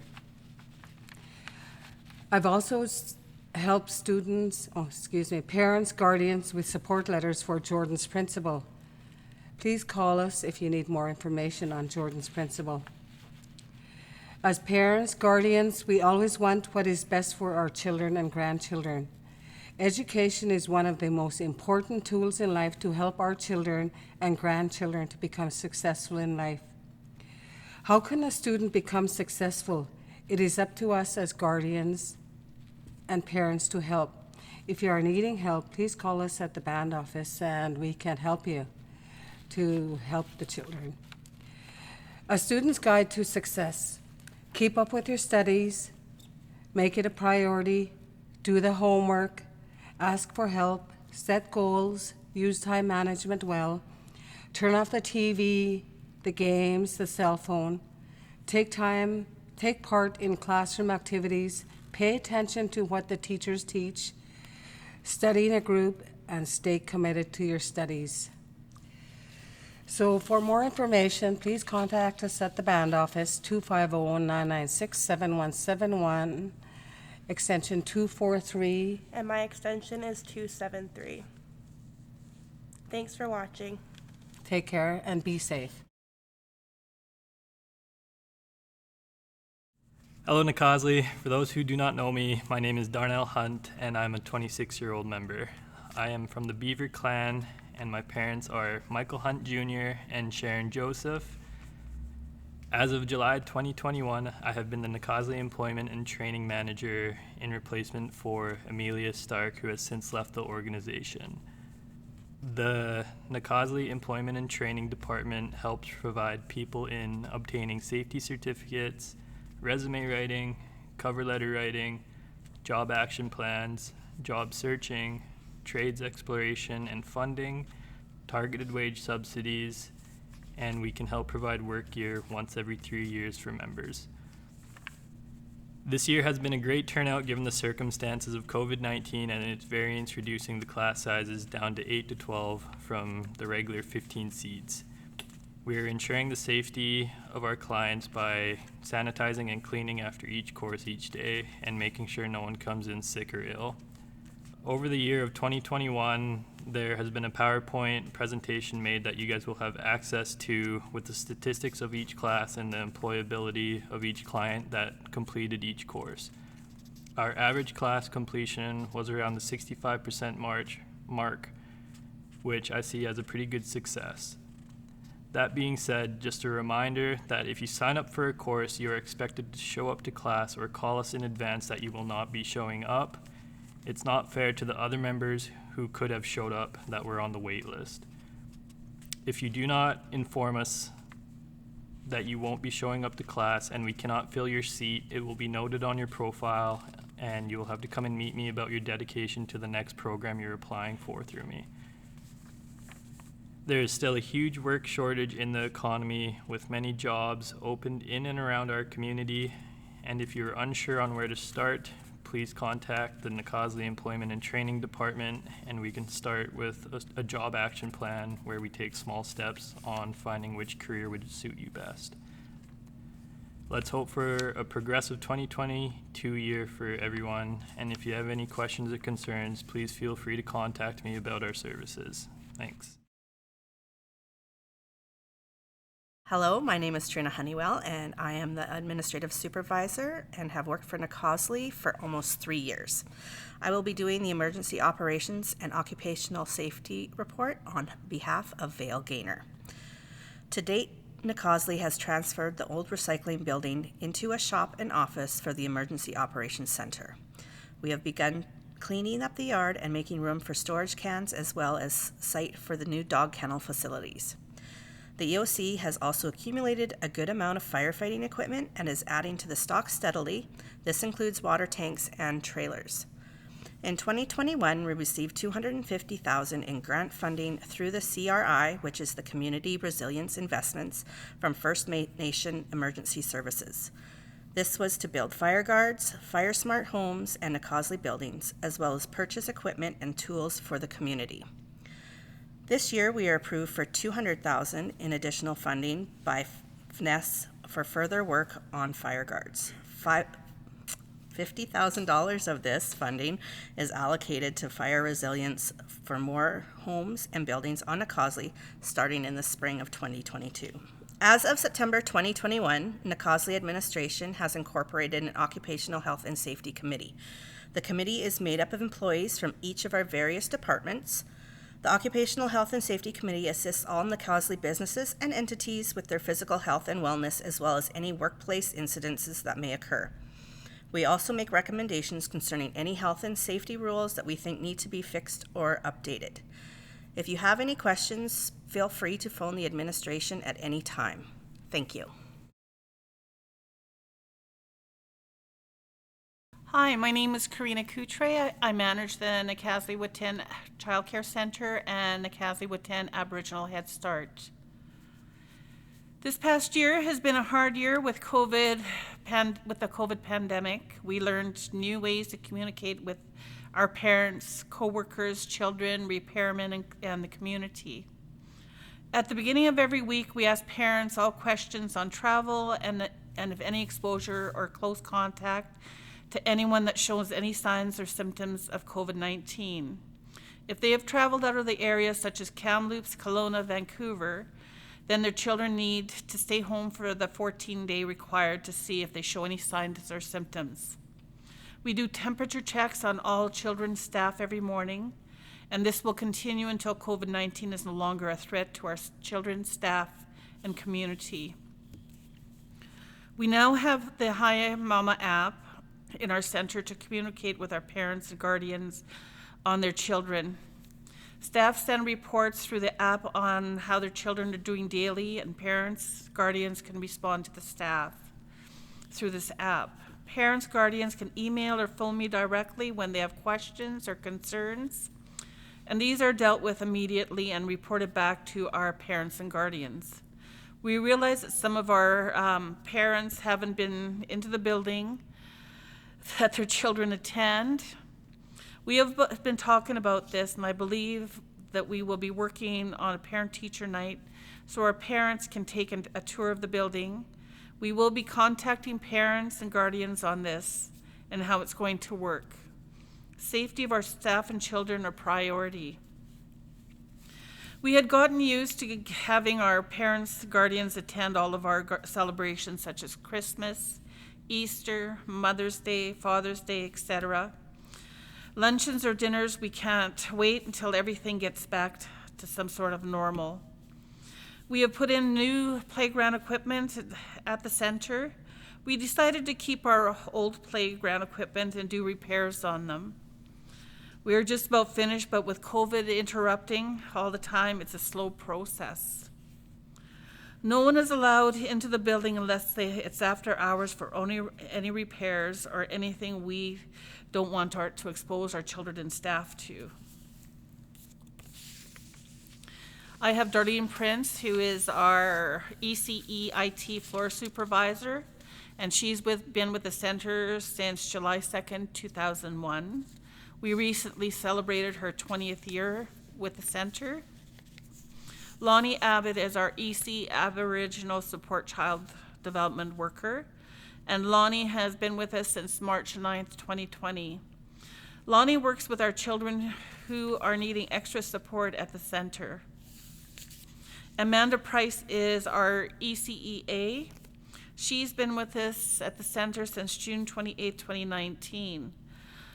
Amanda is working towards her ECE online and then continue on to her IT. Natasha Truber-Short is our ECEA. She's been with us since September 3rd, 2019, and she is also currently working on her ECE online and towards her IT program. Renata Ornbach is a responsible adult. She will be working on her ECEA, which she's currently started. Renata has been with us since April 12, 2021. Miranda Burdnick is our ECEA, currently getting her hours to receive her ECE certificate, and will be doing her special needs and IT courses online. Miranda's been with us since June 7, 2021.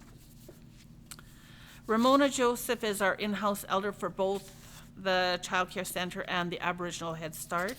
She's been with us since January 4th, 2021. Bonita Rivard is our ECEA and works for both the Childcare Center and the Head Start. She's been with us since February 12th, 2020. We have Carter Prince, who's been with us since December 10th, 2018, left August 2020 and returned November 23rd, 2020. He is currently our janitor. Julie Leon has been with us since September 17th, 2018. She is our cook for the Child Care Center. The staff I work with at the Nacasli-Whut'en Child Care Center are unbelievably amazing team to work with. There's good communication between the staff and parents. They treat each other with respect. It's like living and working with a family. And I'm so very, very proud of each and every one of them. And for any questions or concerns, you can contact me at 250-996-7001, which is the center's phone number. And my cell number is 250-996-1019. My email address is nwcc@nacasliwhut'en.ca. Thank you. Well, good day at Nacasli-Whut'en, and welcome to our 2021 Annual General Assembly. So my name is Renata Wallstrom. I'm Community Health Nurse Lead at the Nacasli Health Center. And for the interim, I'm sitting in as the Nacasli Health Manager. So with that being said, we are actively seeking and trying to recruit a health manager. So please see the posts for that and respond to it accordingly. So I'd like to take the opportunity to acknowledge all the staff at the Nacasli Health Center. So we have Miguel Ariaza, who's our maintenance janitor employee, and he's been with us for 42 years, so that's quite amazing. And thank you for Miguel for your continued commitment and work for Nacasli. We have myself as the Community Health Nurse Lead for 23 years, Nadine Button as our home support worker for the last 21 years, Jackie Antoine, our patient travel clerk for 16 years, Lucy McKinnon, our health admin assistant for the last 15 years, and she's worked in various different positions at the health center, and right now she's the admin assistant. Sherry Osberg, our receptionist, medical office assistant. She's been with us for 10 years. Jody Mann, our home care nurse for the last 6 years. Kimberly Pius, our wellness coordinator, and this is a new position for Kimberly. She transitioned from the office assistant into this exciting new position, and she's been with us for 6 years. Stephanie Sutton, our community health nurse for the last 5 years. Victoria Prince, maternal child health infant toddler worker for the last 5 years. Fred Murdoch, our wellness coordinator assistant for the last 4 years. Charlotte Johnny, homemaker for 2 years, and Charlotte's been with us on and off for the last 6 or so years, but consistently for the last 2 years. Samiaz Prince, office assistant, and she's been with us for 1.5 years now. And Bobby Lynn George, our receptionist, also 1.5 years. And our newest employee, Eloisa Turgeon, and I have to apologize, within the hard copy of this report, I said her last name was Sam, but her married name is Turgeon.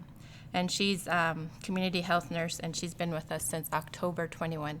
And Eloisa is a Nacasli band member, and she is from the Sam family. Her mother is Annie Sam, and her grandmother is Euphrasia Sam, Euphrasia Sam. So welcome, Eloisa. The community is very excited to have one of our own as a community health nurse in the community. So this past year has had many successes along with challenges, mainly that being the pandemic and the challenges it presents with not being able to deliver programs in person. So the staff have been creative and innovative in delivering programs virtually. Our doors have been open and we provide services in clinic while meeting the requirements to keep our staff and community safe from COVID.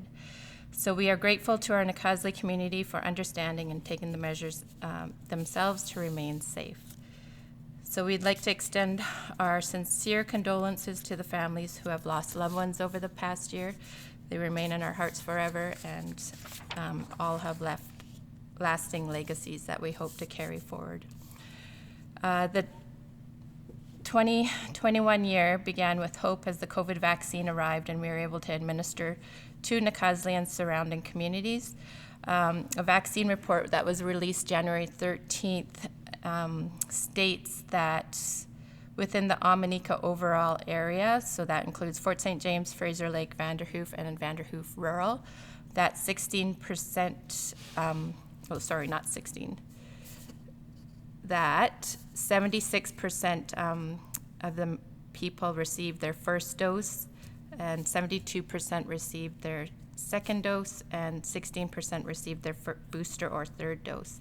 So the Fort St. James area, including Nacosly, we were above average with receiving 83% of the first dose, 76% of the second dose, and 21% of the third dose. So that's very successful and above average. So thank you to Nacosly community and Fort St. James area for seeking out the COVID vaccine and receiving it.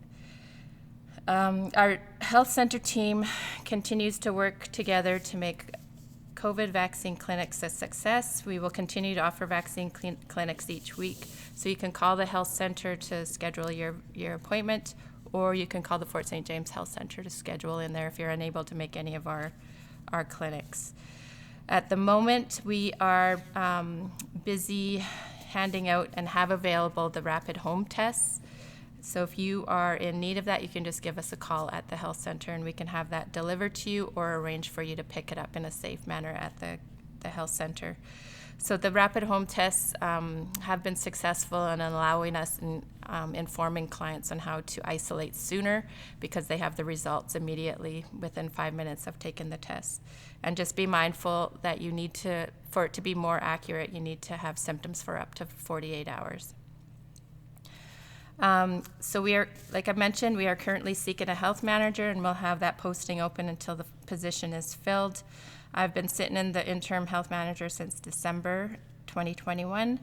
So I hope to capture and share the main points or themes from the past year from the health manager perspective.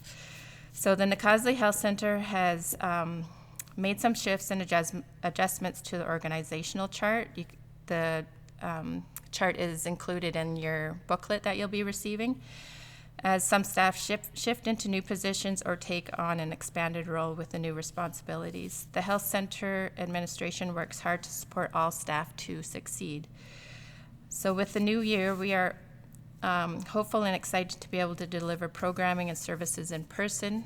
You will see, we will still offer the virtual for those whose preference this is. Our first event is scheduled for February 23rd, and this will be our 25th this will be our 25th anniversary for the new health center.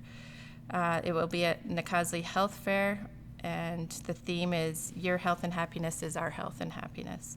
So the Nacosly Health Center that we work out of now had its grand opening 25 years ago this year.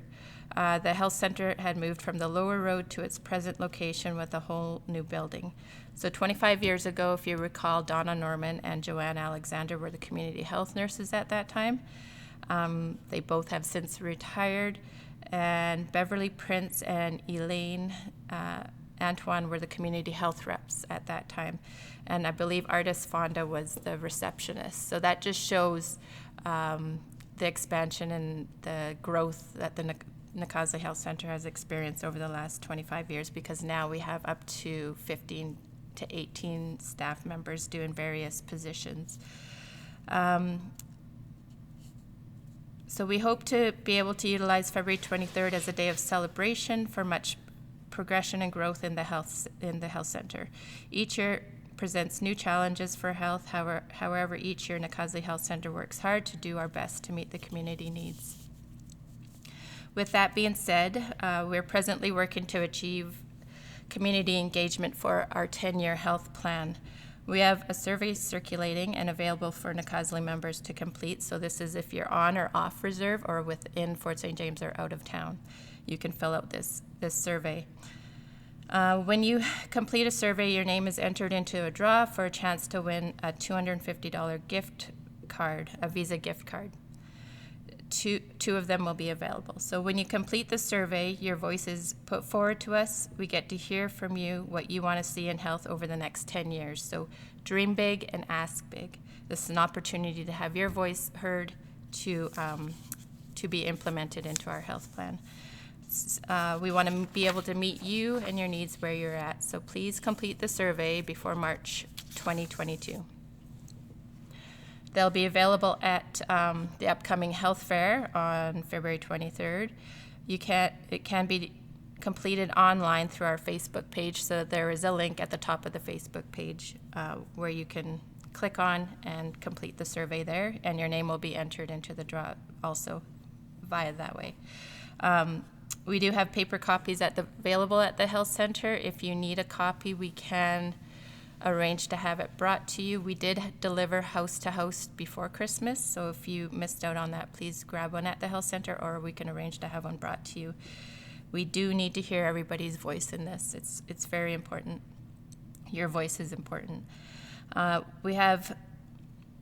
We do have full-time mental health clinicians in the health center Monday to Friday. David is with us Monday to Thursday from 9 to 4 each day. Sandra Clark is available Thursday and Friday, 9 to 4 each day. To schedule an appointment with a mental health clinician, just give us a call at the health center, 996-7400. They will be offering a grief and loss 8-week workshop coming up, and the first session will be actually today, starting at 6 o'clock at the health center, and it's going to run every Thursday, 6 p.m. from the health center until March 24th. So please give us a call to schedule in with that.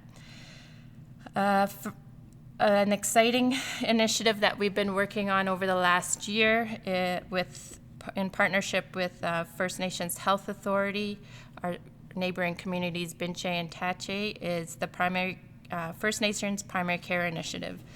So this initiative is First Nations led that will allow us to fill the gaps in service for mental health and addictions for all people in Fort St. James and the surrounding communities. The vision is to have a facility in Fort St. James that houses an interprofessional team that will offer like a spider web-like service.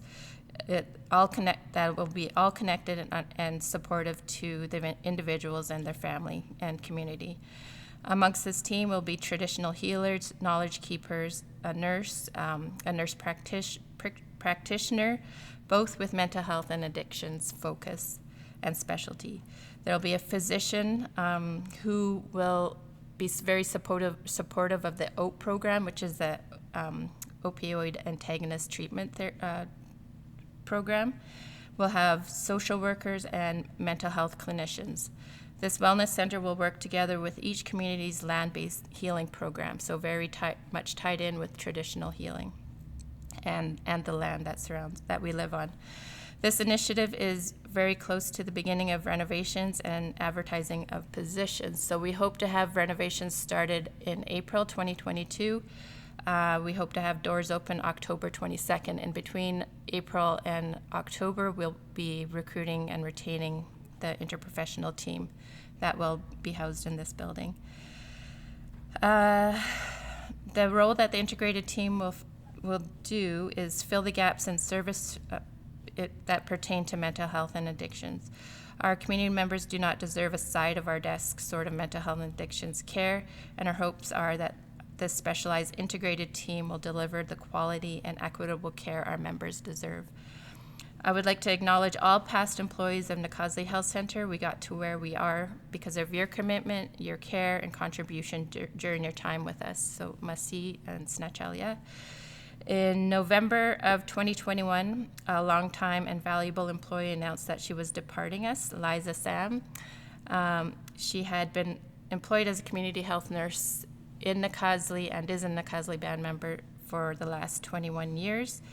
She has taken flight and has embarked on new adventures with First Nations Health Authority, where she is a community health nurse also, but working within all the northern communities north of us. So she has the opportunity to share her gifts as a nurse with many First Nations communities.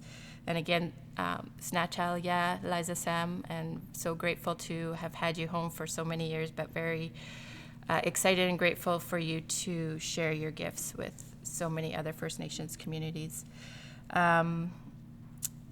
She still continues to work with us on a casual basis. So when we have increased workload within nursing, or if our nurses need to take their vacation time, she'll be called in to help cover those slots there.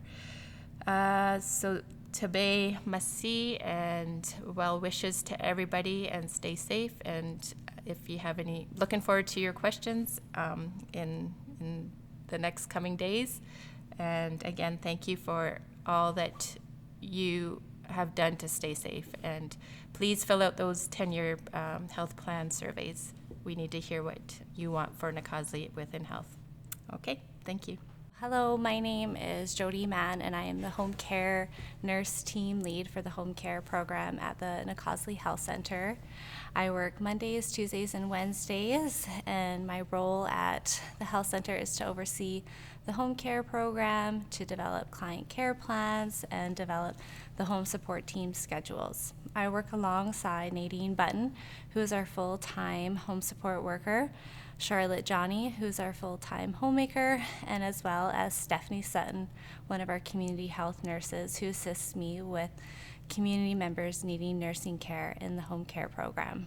During the past year, most health services were put on hold due to the COVID-19 pandemic. There were times where no home visits were being delivered by the home care staff as part of Nakaslí's lockdown procedure. Due to the COVID-19 virus, there was an increase in community members needing nursing care from the home care program. The health center was able to hire another nurse on a short-term contract whose role was to assist home care nursing clients and in COVID-19 vaccine clinics.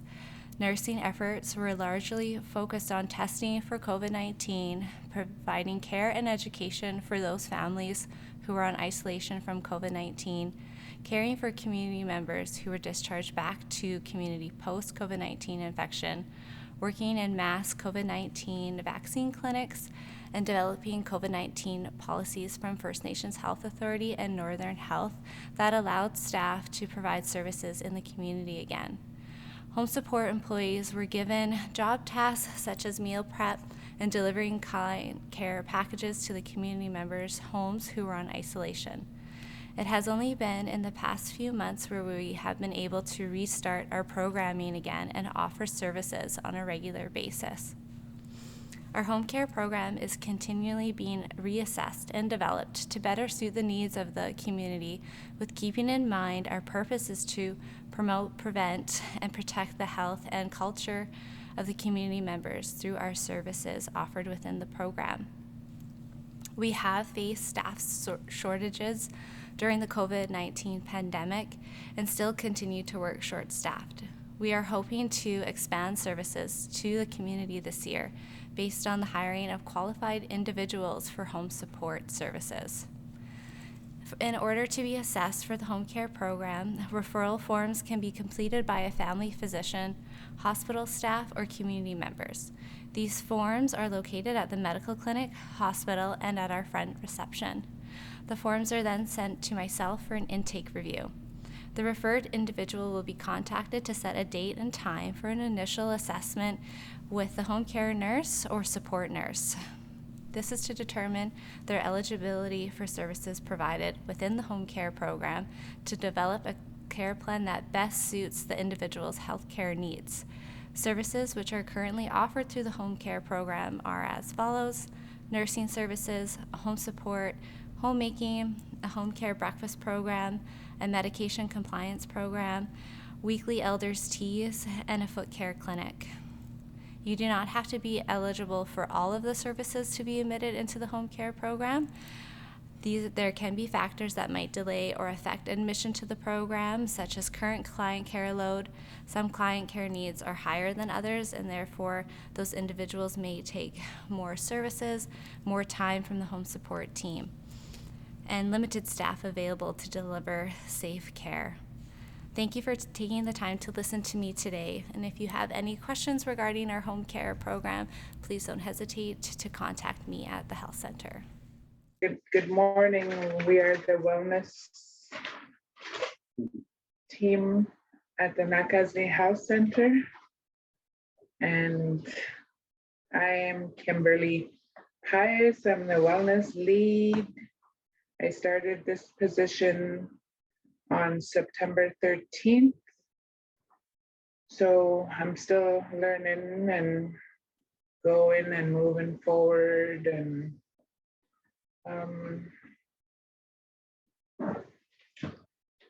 yeah, so I will let Fred take over.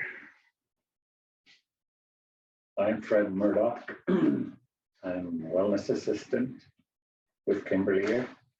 And my grandfather is Anani Prince McCausley. My grandmother is Mandine from Binche Mandine. And my mom's Valley Murdoch, and my dad's Thomas Murdoch.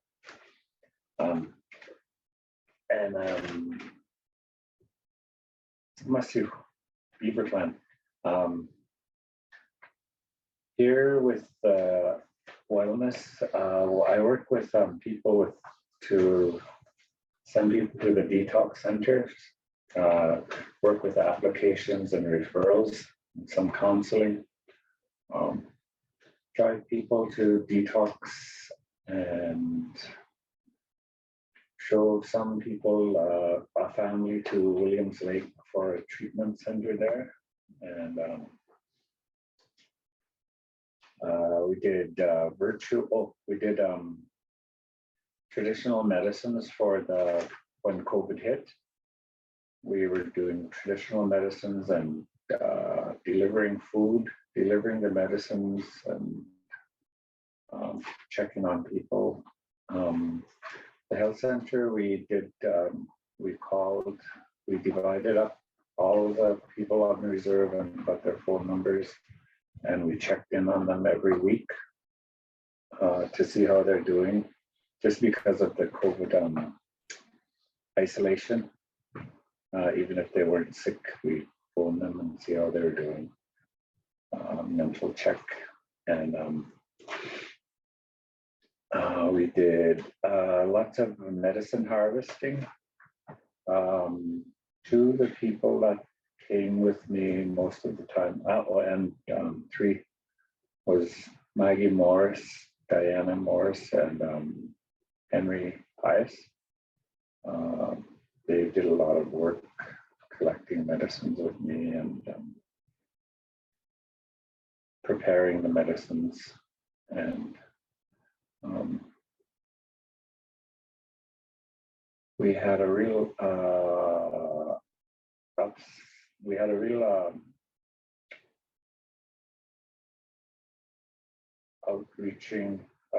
reaching out for help with addictions, especially with the opiate crisis.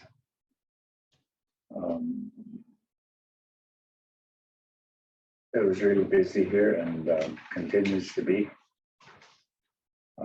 People wanting to go to treatment centers, and but there's a lot of wait list for it, or even for the Prince George treatment detox. There's we have to book 1 week in advance, and then everything takes so much time because of they're so backed up there too, and the treatment centers are booked, some of them to like 3 months. But we're trying our best to deal with all that. And Camp Tesron had their opening, but I heard that their water is not running. They don't have bathroom and facilities and all that.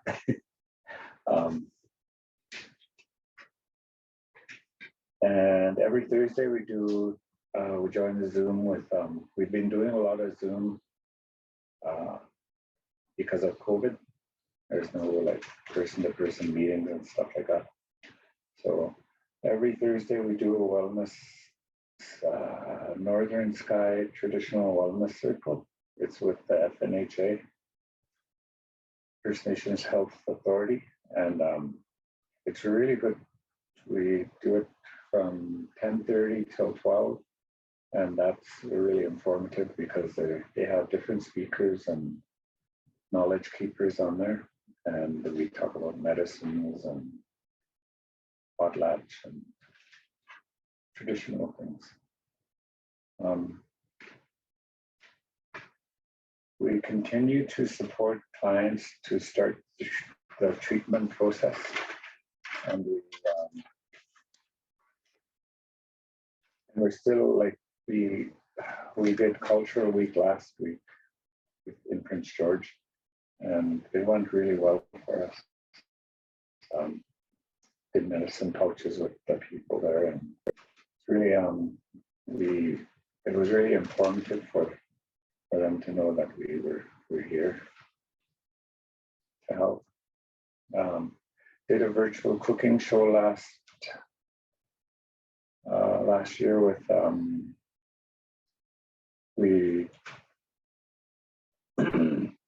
Lucy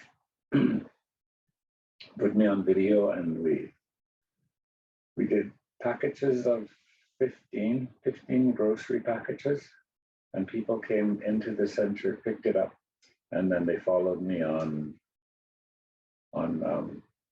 Zoom and did a cooking show in the morning, and then people followed, and then they cooked and sent their feedback, sent their results to us, and it was really fun because we stopped it now, but people keep on asking about it if we're going to do that again. It was very people heard about it very later, but now they really want to go for it. And what else? That's what you do last year. Yeah, pretty much. Yeah, I help out with like community events, like we did Father's Day barbecue, and had a drive-through thing with Mount Milligan. I think that was we've given out things there. It was a barbecue, I think. We gave out gifts from Mount Milligan. And what else did we do? There's numerous other things that we've done. So we continue. Lots of things to do. Lots of things to plan. And we're doing our 10-year planning sessions, and we're doing this week, or in February, we're doing a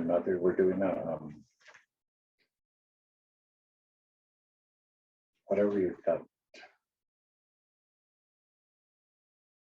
week with Renata at the health fair. Oh, the health fair on Yeah. the 23rd. on the 23rd. Also, And we're doing well. Bullion Day. We're doing well variety tonight. We're starting our first well variety Every Tuesday. session. We're going to be doing that every Tuesday from 6 to 8.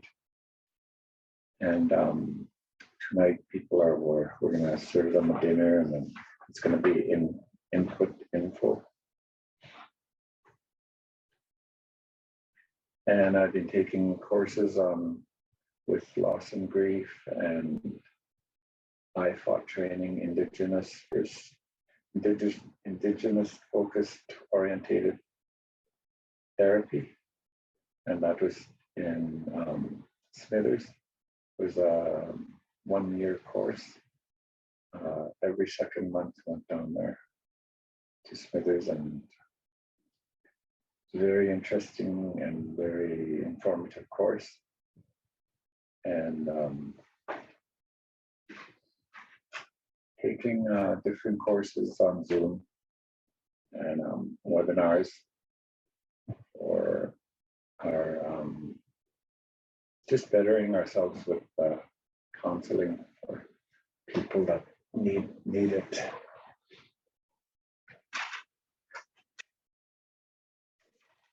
And that's it. There was a grief and loss workshop that we had in January, which was successful. Well, it was really good. Like, it helped the participants that did show up. So we're hoping to try and get more of those kinds of workshops happening. And we're also working on a 1-year plan for the wellness department. So yeah, so. And this year we might get a vehicle. We're gonna get a vehicle. And yeah, that's it. Pretty much, if you have any questions or input, we're more than likely to hear you out. So if you want to give us a call at the health center.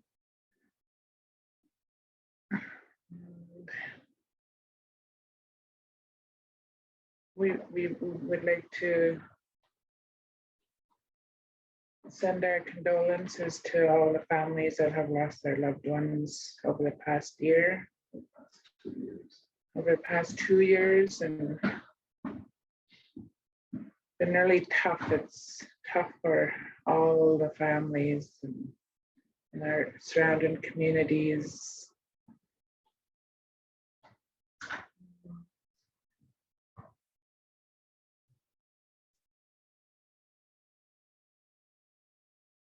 And thank you for your time. Thank you. Have a good rest of the year. Happy wellness in wellness. Bye-bye. Howdy, I am Jacqueline Rose Antoine. I work for Whut'en. I am the medical transportation person, travel clerk basically. My job is to help Nakaslí members that live on the reserve and Nakaslí members that live off reserve that live in Fort St. James to get to their medical appointments out of town.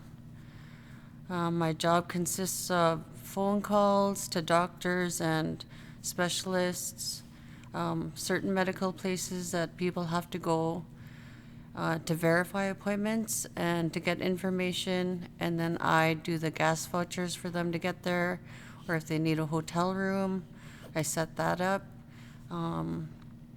I set up flights for emergencies and for out-of-town appointments to Vancouver or Kamloops, Kelowna, wherever they have to go. And I also provide meals. This is through our FNHA program. It is not through the band, which some people are very mistaken for, but it is through FNHA guidelines that I have to work. And that's basically it. I get people to their appointments and then collect certification slips, provide reports to FNHA to see how much we've spent, and then we get that money back from FNHA. It is a very hard job because these are people that I grew up with, people that I've known all of my life, that are going through things like you never want to get a phone call. As soon as I know I'm getting a phone call, obviously it's for someone that needs to go for a medical appointment. So it's hard on you, but I've been doing it for 13 years. I'm excellent at it, and I love my job. Some aspects are very hard, but I can do it, and I'm just here to serve Nakaslii. I love Nakaslii Whut'en, and I will continue to do so, and the earlier you let me know your appointments, the better, and I can have it ready for you. And I hope to serve you well. If you have any questions or anything, you can call me at the health center, or you can call Renata, our stand-in health manager right now. And there's also the FNHA website that will provide answers to all your questions. So it's fnha.ca. And for out-of-town Nakaslii members that don't live in Fort St. James, there's forms that you can download and print on the FNHA website, and then you send that fax all through their information, and they will help you out as well. I believe they only work through a reimbursement system, so that being said, Nakaslii is very lucky that we don't work on a reimbursement system. I'm able to help you immediately, so that would cut down on any complaints, I think. But I love working for Nakaslii, and I hope to get better and better at it. And hopefully people get healthier. The less phone calls, that means people are getting healthier. So that would be great, which would be bad for me, put me out of a job. But I'd rather be out of a job and people healthy than people being unhealthy and sick and getting cancer. And it's very, very tough. But I'll do it because I love Nakaslii. I love living here. I love the people here. And I would do anything for a friend or a Nakaslii member. Anybody that needed my help, I would be there. So masi for listening and watching as a virtual AGA. Due to the pandemic, it's been very hard on everybody. I'm very sorry for anybody who's had a loss. My contact information is phone number is 250-996-7400. Our fax number is 250-996-2262. My email address is htravel@nakasliiwhut'en.ca. And that's it. If you have any questions, feel free to contact me. Hari Nakaslii Whut'en. My name is Victoria Prince. I am a proud Nakaslii member. I was born into the Beaver clan. My mother is Ludale Prince. I was raised by my grandparents Shirla Prince and Vincent McKinnon Sr. I have 5 children. Adanaz 21, Lakota 16, Drayton 10, Grayson 7, and Nash 2, who I raised with the amazing support of my spouse Keith. I was hired back in May of 2018 as the maternal child health family support worker. My job was to guide families and find the right support for their specific family needs. Hello everybody, my name is Eloisa. I am from Nakaslii Whut'en. I am a proud member of the Lessard clan. I started at the health center in late November, so just a couple months ago.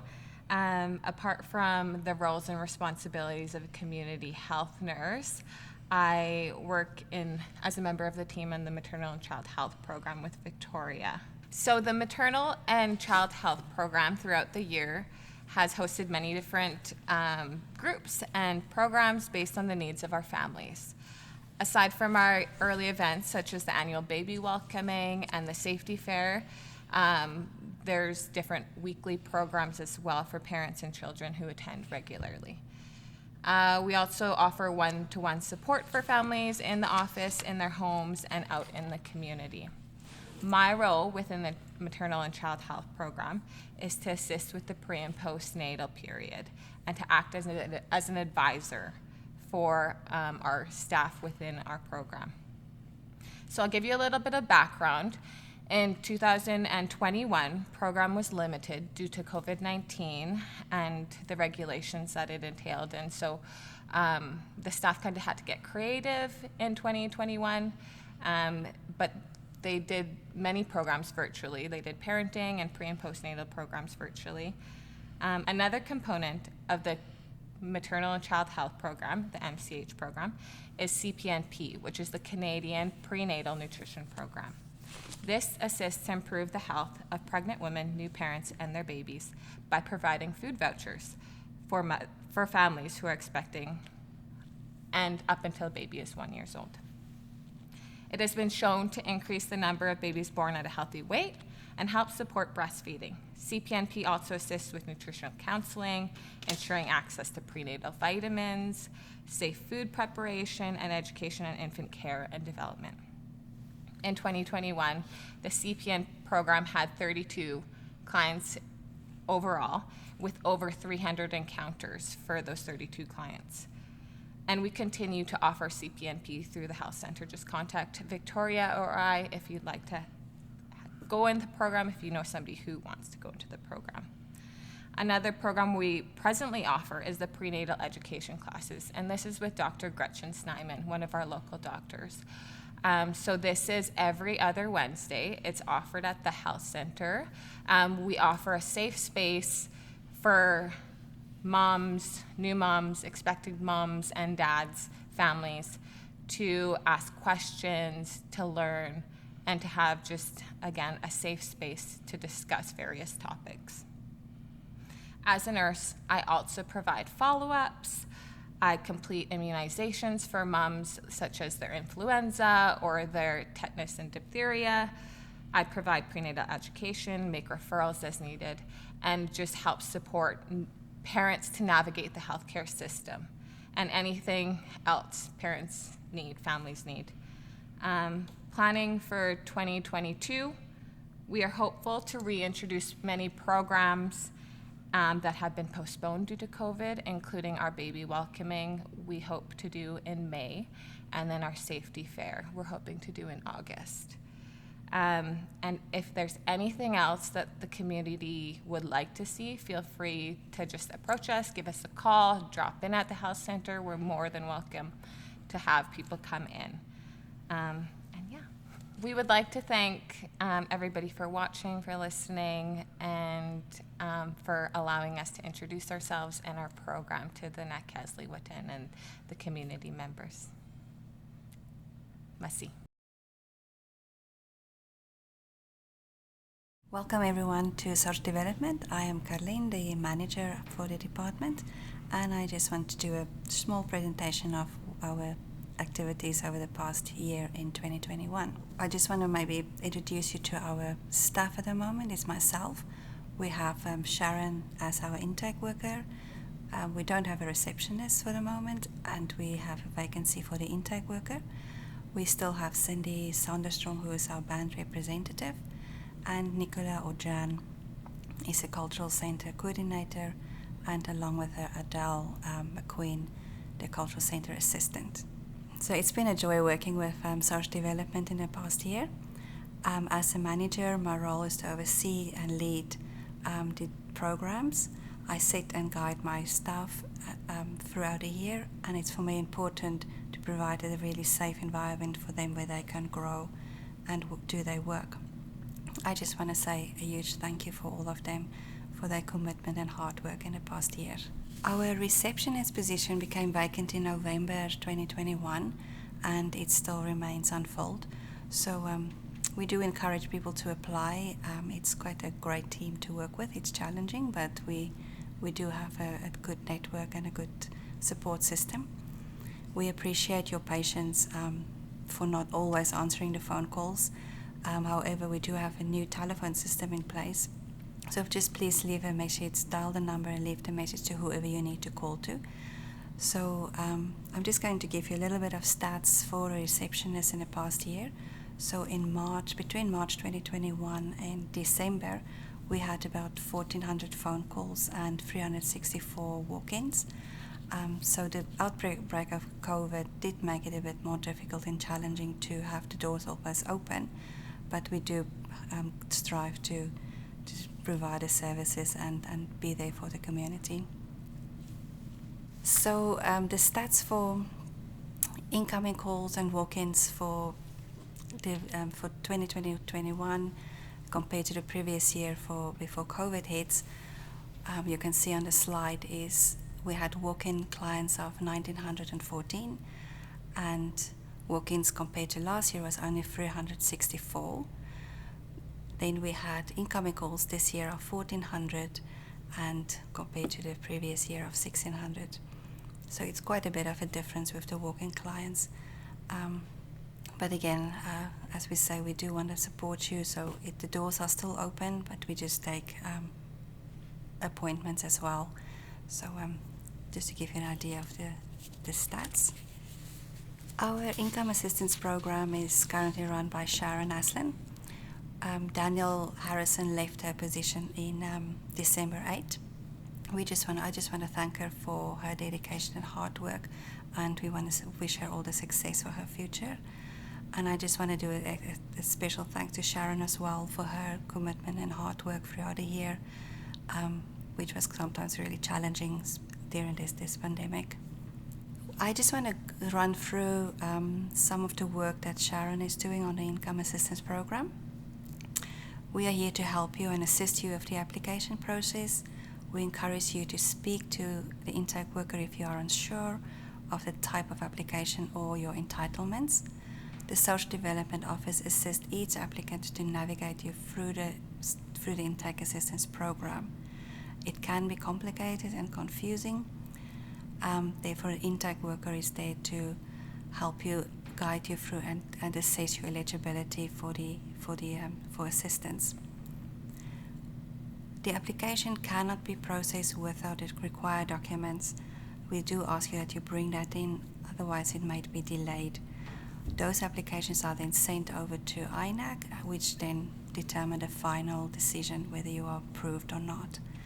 I'm leaving the telephone number there for INAC as well, so you know that if there's any questions or anything you want to ask more about, you can contact them also directly.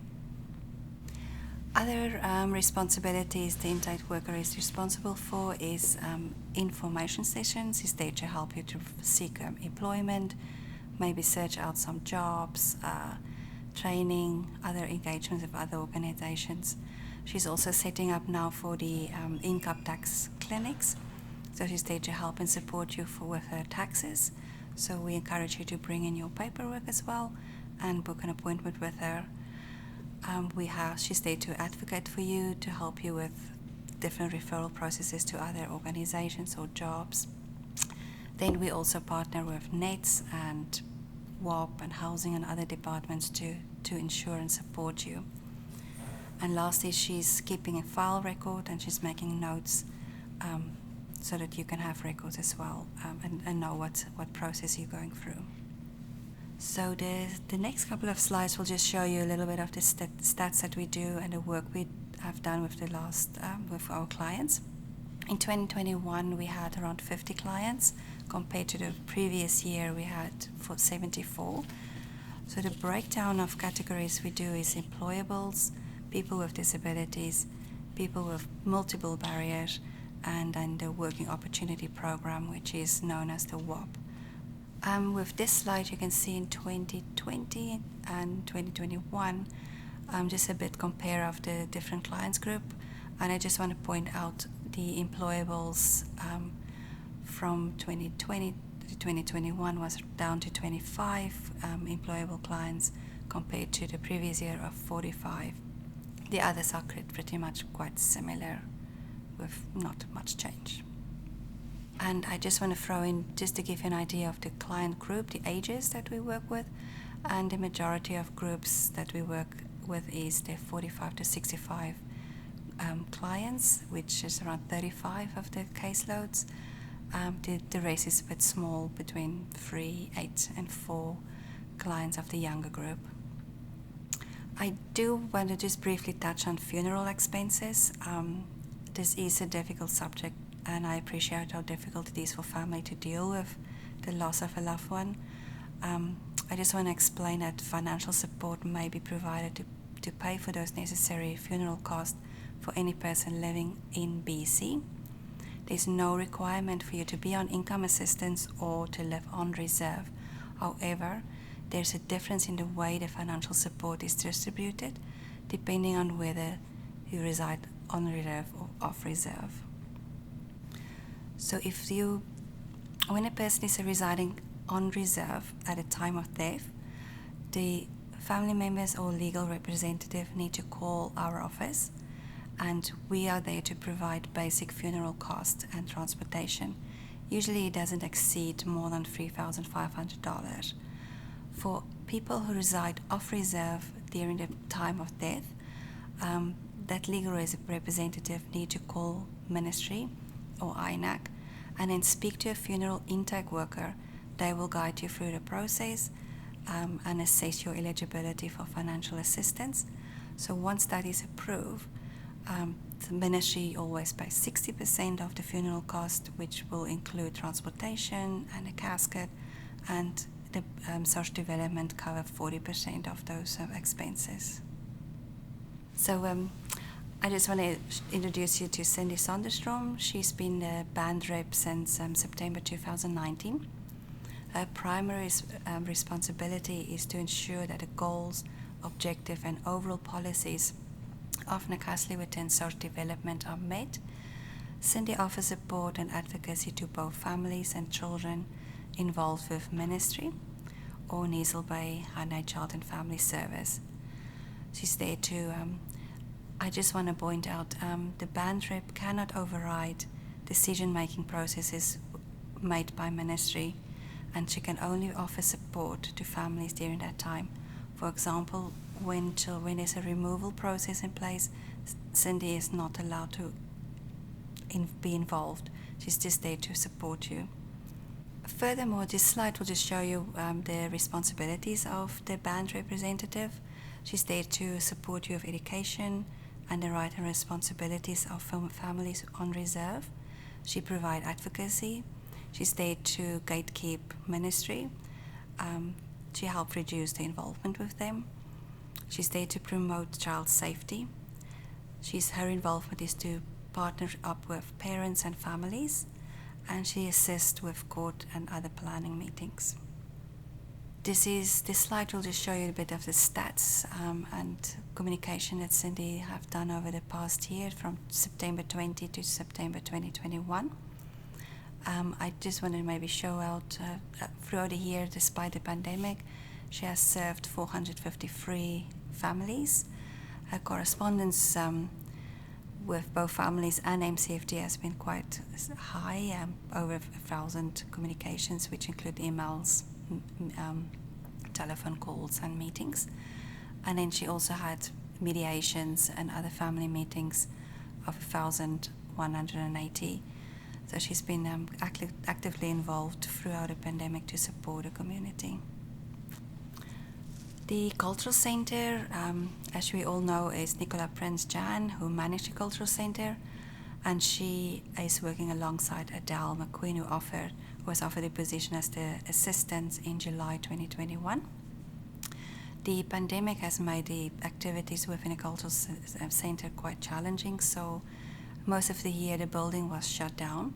However, we moved some of the activities to the suite, but it also gave us some time to focus on the garden and the greenhouse during the summer. Yeah, so this is just a picture of the garden, people involved. So we have been producing quite a few crops this year of tomatoes, pickles, peppers, carrots, and we had a few elders involved. We have some volunteers came and help us with the processing.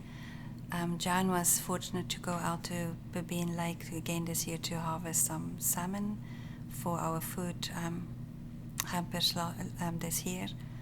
So the next few slides will probably just show you a few of the products we produced. As you can see, we made some spaghetti sauce, beets, pickled carrots, sweet mustard, all kind of tomato sauces, and just a picture of some of our staff and volunteers. We also vacuum packed some of the products. We had beans, peppers, and carrots, and again, everyone was involved in the process. We offered our winter hamper again this year, just end of January, and you may have noticed some of those products in your hamper, and we hope you enjoyed it. So, in September 15, we received some devastating news that the greenhouse was destroyed by severe wind. So, despite the past year of unstable resources and money coming in, I think we have done, or the Cultural Centre have done quite a good task in providing the community with fresh vegetables. And we do hope that despite the damage that we can restore the greenhouse again to its full glory. So at the moment we are seeking some funding from several organizations to see if we can repair the greenhouse. And therefore we do ask community to be more involved and come and tell us what you want and how you want to see the greenhouse, maybe some of the products that you like and don't like. We do want to maybe encourage the schools and other community members from off reserve as well to be more involved and just come and join in. So please come and join and share your views. So finally, I just want to say thank you. The COVID pandemic has affected us all, and we are not sure of how the future will bring and how the services will change. However, we are ready in our team to take on the new challenge. We have a dedicated staff, and we just want to thank also Chief and Council and community for the ongoing support and assistance that they provided throughout the pandemic. Okay, so thank you very much for watching. If there's any questions, please call into the office. You can either speak to myself, Sharon, or Cindy. It depends on what you ask for, and also drop in an email or just drop by. We're happy to answer your questions anytime. Hello everybody. For those that don't know me, my name is Carla Olenek. I'm the Justice Coordinator at the Nakaslii Alternate Justice Center. I've been there since it opened in 2009. I am currently the only staff member there, so I ask that everybody be patient. I am looking to refill positions probably in the spring. And we've had a huge change in a shift in employees in all the justice sectors. Our probation officer is leaving us at the end of this week, so we expect a new probation officer in April. In the meantime, I will be continuing to conduct the probation, bail, community work service, conditional sentence order supervisions. The other services that we provide through our center are restorative justice, and we also do alternate measures, which includes working with indigenous people that are in front of the courts, and that can be done at any level of the system, so bail, probation, or it allows us to support the individuals and help them successfully complete their orders. Like I said, we do work with community corrections. That's the majority of the work that we do. It includes bail, probation, supervision of a lot of sorts. One thing that I did want to say is that when we are dealing with people at our office, that means that they've already gone through the court system. So either they've pled guilty or they were found guilty, and there was an agreement on the conditions that are placed on your order. So if you come to our office and you're upset about one of the conditions, that's something that needs to be addressed back in the courtroom. We don't have the authority to change any orders. It's a simple application to the courts, so that's something that we can also assist you with. We are taking on some new services this year. The Department of Justice has granted us some funds. We will be beginning with civil and family matters. To start with, the services will be related to the knowledge that I already hold. I will be getting additional training through the Justice Institute. And I ask that everybody be prepared. Be prepared for court, be prepared for your probation meetings. Simple things like make your legal aid application months prior to your court order, or your court date, sorry. Don't wait until the last minute, because a lot of different resources, service agencies are short-staffed. And so if you need a letter of support from somebody, you need to prepare that in advance of your court. So the other things that I think that we do focus a lot on is our youth, and we do prevention programming. This year we can look forward to another 10-day canoe journey. That'll probably happen in the mid to late August. So if you're interested in that, just let us know. It'll be out on our beautiful lake. So if anybody has any suggestions on the programming that we should offer or the services, please let me know. We are open to that. COVID has obviously put a damper on in-person programs, but I believe we're going to be moving into offering that soon. We do have the youth space available downstairs. It's a safe space. The youth, they have their games, and it's their own private room. So we will be opening up that again soon. Okay, so if anybody has any questions, feel free to call me at the Justice Center, 250-996-0003. If I don't get to your call, I might be on the other line. Leave a message, and I'll get back to you as soon as I can. Thank you. So my name is Mason Wong, and this is Valerie Pierre. I'm the finance manager for Nakasley. I've been with Nakasley for about 22 years. I just want to introduce some of my staff. I have Endaya Prince, who's our accounts payable clerk, Julie Johnson, who's our payroll clerk, and Cindy Prince, who's the finance clerk.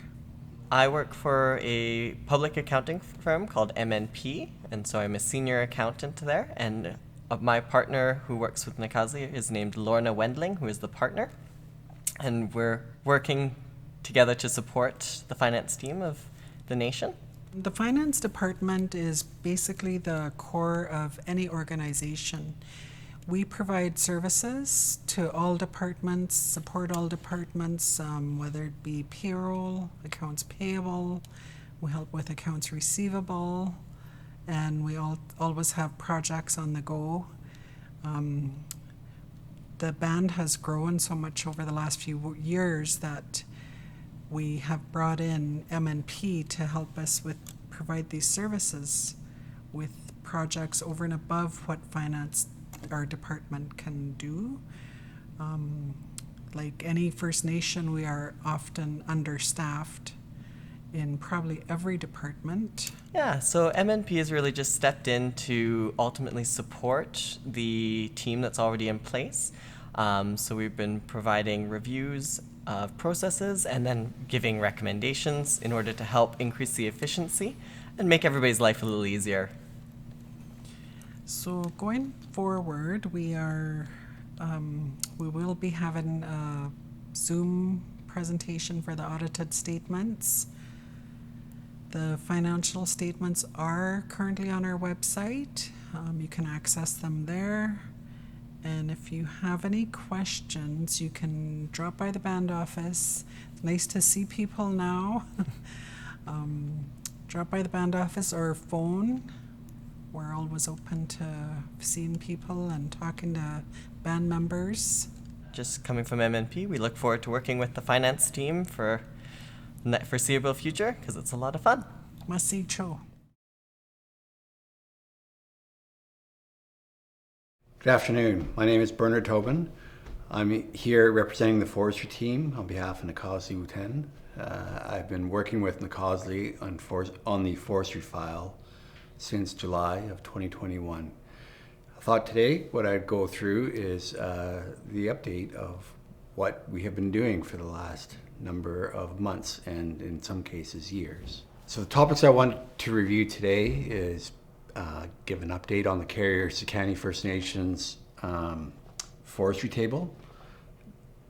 That includes environmental initiatives that have been ongoing, forest tenures, and other forestry activities.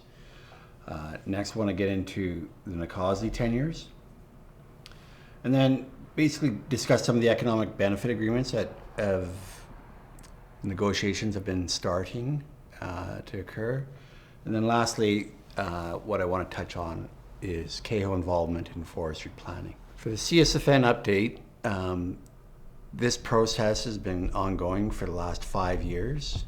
Nacosly reps are Leonard Thomas, Seraphine Monroe, and myself as technical support. One of the main goals is to get to a resource management plan for the Carrier-Secani Traditional Territory. So that is an environmental plan that's going to cover off all aspects of forestry. The other item that's being discussed and has been being discussed for the last 5 years is forest tenure. So that process has been going on for quite a long time. I won't get into the details, but hopefully within the next 2 to 3 months, the forest tenures will be issued to the First Nations, while the RMP process will still be ongoing. Nacosly has right now a non-replaceable forest license in the Mackenzie TSA. That's 50,000 cubic meters per year. Nacosly has a First Nations woodland tenure in the Fort St. James district. That's 80,000 cubic meters per year. And soon, Nacosly will be awarded a forest license in the Fort St. James area for 254,000 meters per year. And that last one is the one that has been being negotiated under the CSFN forestry table for the last 5 years. Once the tenures are awarded, we'll have to place these tenures on the landscape, basically try and find a home for them. That's where we've been interacting with CAHO members to get their concerns brought forward so we can incorporate that into the planning process. This is something that is fairly new, and I believe it's a very good process to get involvement in how Nacosly would like their forest managed. With respect to the log sales from the forest licenses that are currently active, we're selling wood to Sinclair, Apollo Mills, Dunkley, and Canfor. We will continue to sell wood to the major licensees as permits become available, and the market is quite strong right now, so Nacosly is doing quite well on log sales. For long-term log sales, at the direction of Chief and Council, Leonard Thomas, myself, have been negotiating with licensees to get into a long-term log sales with economic benefit agreements for Nacosly.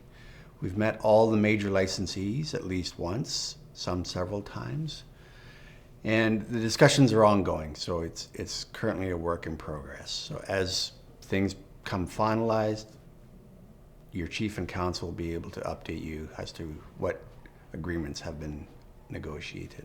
This map is a map of Nacosly Traditional Territory within the Carrier-Secani First Nations Traditional Territory.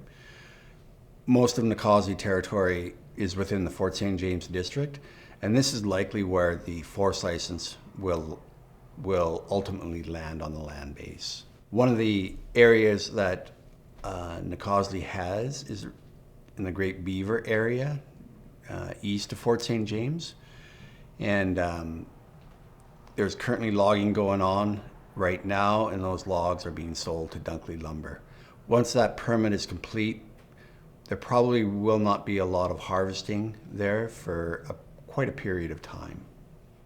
This is the Inzana area, so this is located approximately 70 kilometers north of Nacosly. And in this area right now, we are harvesting and selling logs to to count for. And what I wanted to just highlight on this one is what we're doing with the CAHO. So you can see there's some green lines in there that are following major tributaries, streams, and we're trying to incorporate leave areas, old growth areas, wildlife areas, and incorporate ideas that the CAHO members have so that we can manage the planning process accordingly and really get a lot of input from CAHO. I think the process has been going well. It is new, so it's not, we are working through it, but so far it appears to be working well. And we've also done this with one of the major licensees as well, just getting CAHO involvement before permits are applied for. That concludes my presentation. I appreciate you watching it. If you have any questions, please feel free to reach out to anyone on the forestry team. That's Leonard, Seraphine, myself, or anyone at Yinka, Huwunline, and we'll be able to answer some questions. Thank you. Today to review the Coastal GasLink community update for Whut'en. My name is Joan Isaac, and I'm an engagement lead with the Indigenous Relations team with Coastal GasLink. I have been working on the project since 2019. I'm joining today from the Coast Salish territories of the Musqueam, Squamish, and Tsleil-Waututh First Nations. I'd like to now pass it over to Greg to introduce himself. Hello, my name is Greg Stefanition. I'm the ILCE lead for WorkPack 2, which is part of the Whut'en territory. I am coming to you today from Chilliwack, home of the Stolo people, and I'm happy to be here. Thank you. I'm going to pass it over to Amy. Hello, everyone. I'm Amy Thompson. I'm the Education and Training Advisor on the Coastal GasLink Indigenous Relations team, and I work with your community to support education and training as well as community investments related to the Coastal GasLink project.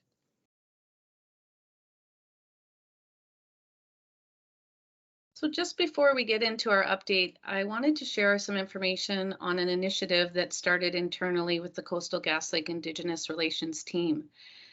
The overall project team has a strong focus on safety and quality, but more recently we started this new initiative under the focus of respect for the Indigenous communities we are working in and around. This starts with us learning more about Indigenous people, land, culture, history, etc. So we are now starting our meetings with Indigenous awareness moments, with interesting information we find or have learned from Indigenous community members. I feel this highlighted comment from the book Braiding Sweetgrass demonstrates how significant the land is to Indigenous people. And although the author is an Indigenous woman from the United States and she writes in a past tense, I do feel it does reflect how Indigenous people across our project relate to their lands. I have taken this message into internal meetings with the intention to help others to learn more about your community. Next slide, please. As many of you know, our project is approximately 670 kilometers and is currently about 50% complete on the construction side. The project will safely deliver natural gas across northern BC. After we deliver the natural gas to the LNG Canada facility in Kitimat, LNG Canada will prepare it for export to global markets by converting this gas into a liquefied state, also known as LNG.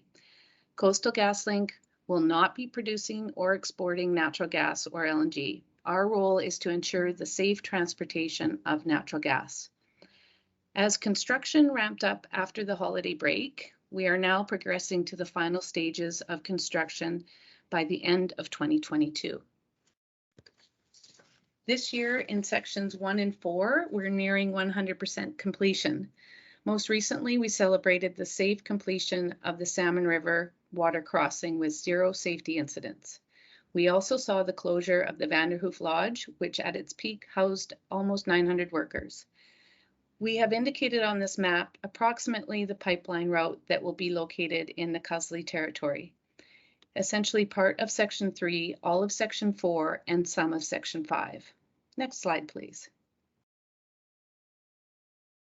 And although Coastal GasLink has in place all the major permits required to construct, including an environmental assessment certificate, That doesn't mean we stop consulting or engaging with communities on concerns or interests they may have about our work or the pipeline. So Greg will talk in a moment about employment and contracting. And before the project started, we worked with Indigenous communities to ensure we had information on traditional land use and knowledge, and we worked together to find mitigations to any impacts. And we know that fish and fish habitat is also very important to Nak'azdli Whut'en. We have several management plans in place that pertain to environmental protection. Qualified professionals are also engaged to conduct water quality monitoring when we're crossing any waterway. Our next big project program will be around reclamation work. We have engaged Nak'azdli Whut'en on this program and will continue to ensure interests and commitments are upheld with respect to restoring the area where construction has begun. Next slide, please. Nothing matters more to us than the health and safety of our workers, their families, and the local communities. With the arrival of the Omicron variant, the continuously evolving COVID-19 pandemic will continue to create challenges across the province, including on our project and within local communities. Working with local health authorities and our medical service providers, we are implementing health and safety protocols in accordance with public health guidelines. These measures ensure testing for all workers arriving to site and daily self-assessments. Our health and safety teams, as well as our medical experts, are working hard, and they will evaluate and improve our plans if necessary. Next slide, please. The Stewart River Bridge was the world's longest temporary free-span bridge. As of mid-February, this structure will be completely removed. We engaged with Nak'azdli very early once the concept of this bridge was determined to be a means of safe and reliable travel to work sites from the Vanderhoof Lodge. With the bridge in place, our prime contractor, SA Energy Group, has saved over 6 million kilometers in vehicle travel.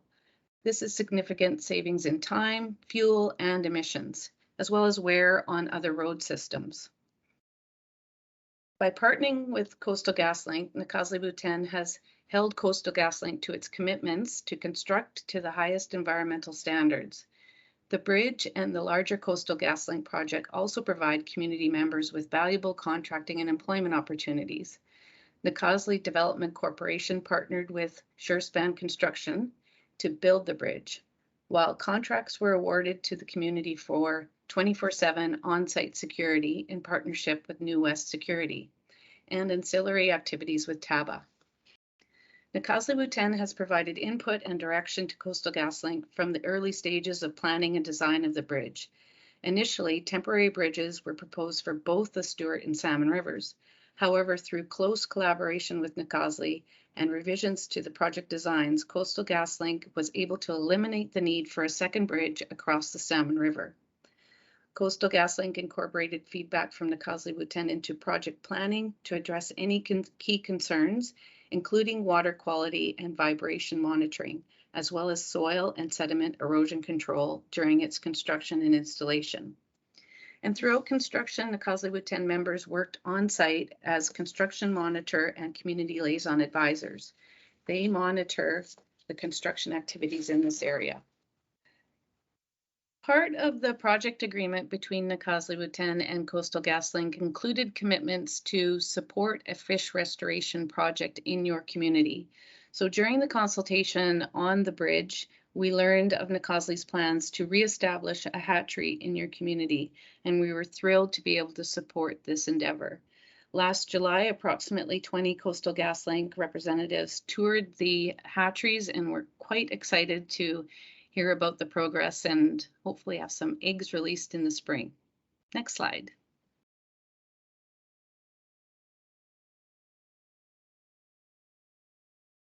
Thank you. So the Indigenous and local contracting employment portion I will go over. Next slide, please. One of the initiatives that we've started is the ILCE Employment Concierge Service. So as things start to wind down within the project, as they are in Work Package 4, we are looking to extend work continuity for people that have worked on the project. We have established a single point of contact, which in this case happens to be me, for people to contact. And we go through a little bit of information gathering, and then we shop their resumes around or their skills around to other primes or other subcontractors within the project, with the hopes of finding continued employment for those people that have been laid off. As the project winds up, we will look at shifting some of those people over to other resources that can help them with either training or finding other suitable employment. Next slide, please. So within the concierge service, this is just a little bit of the high level of the process. Individual contacts CGL. The individual is directed to the single point of contact. We look at processing their information. We gather some of that. We look at affiliated communities, experience, interest in work locations, and so on. The actions we then take is we start discussing that with the prime contractors and other sub-trades, and then we continue to shop their skills around with the hopes of finding continued employment. Next slide, please. So contracting within the project it's starting to wind up simply because we're getting to that point. There are some other opportunities that will be coming up, and that will be in the reclamation end. And we will keep Nacosly apprised of when they come. But currently, we have circulated over 103 procurement opportunities with Nacosly, 13 of which have been awarded to them. Out of the 25 responses that Nacosly was not awarded, 0 are pending. 1 is currently on hold, and that has to do with phase 2, and 13 were awarded to other PA nations. Next slide, please. So general employment as of December 31st. To date, we've received 108 resumes. We've hired 22 out of those 108 resumes. Currently, 14 are still working with the primes, and 2 are working on other projects. 15 weren't qualified for positions. 21 were unable to contact, and of course, we have a few other reasons as well. But we're continuing to work through those and try to remove as many barriers to employment as we can and extend that for the longest period. That's one of our biggest focuses. I'm going to now hand it over to Amy, and she's going to talk to you about some of the training opportunities. Thank you, Greg. So my name is Amy Thompson, as I mentioned in the introduction, and I support the education and training initiatives as part of the Indigenous Relations team for Coastal GasLink, as well as supporting community investments. So I'm happy to report during 2021, we offered a number of initiatives to members of your community. We had individuals from your community accessing the TC Energy Scholarships Program. We also made awards available through UNBC for students from your community, and we had one individual receive an award last year. We partnered with the Outland Youth Employment Program and had a couple of youth from your community have access to that program this summer. I was also really happy this year to enter into an agreement with New Relationship Trust to make additional awards available to students, and we had a student from your community earn one of those awards this year. Pictured here in the slide is the IUOE entry-level pipeline oiler training program, and there was one person from your community that attended that program, which was hosted by Pignata and partnered with Coastal GasLink. We were also really pleased to invite and sponsor 2 women from your community to attend the LEAP Women in Business Conference. We also offered the Erosion and Sediment Control Lead certificate to the CMCLs from your community. So those are the construction monitors from your community that support the project. And then in addition to that, we continue to make community investments available, and anybody interested in forwarding ideas for community investments are welcome to get in touch with myself or Joan, and we'll be sharing some contact information in our last slide. I will pass the baton back over to Joan. Perfect. Thanks, Amy. I do also want to recognize that we do work quite closely through a liaison committee, and that is made up of one person from your natural resources department, as well as 2 KO holders. So you can also get a hold of us through the liaison committee or directly through myself. My email address is Joan_Isaac, ISAC, at TC Energy, and then there's also some other contact information here as well. And maybe just over to Amy and Greg if you have any other closing comments. No other further comments other than it was a pleasure to talk with you today. Thank you for taking the time to learn about our project, and also just want to echo Joan in my appreciation of the folks at Nakasley, the NETS program and education program, for helping get the word out about the opportunities that are available. Thank you. Council engaged us this summer to facilitate Nakasley Whut'en strategic planning process. We are currently working with Council to finalise the draft strategic plan, which should be released shortly. Hello everyone, my name is Sulin Tarnowski. I am a CPA, CMA, with over 20 years experience, working in various sectors, including financial institution, local governance, and First Nations. And I'm Joanne Ovenden. I'm a CPA, CA, and I've got over 30 years experience working with businesses and First Nations with a focus on strategy. We want to start off by explaining that this is your document. Sulin and I have facilitated and drawn it together. And why is this plan different?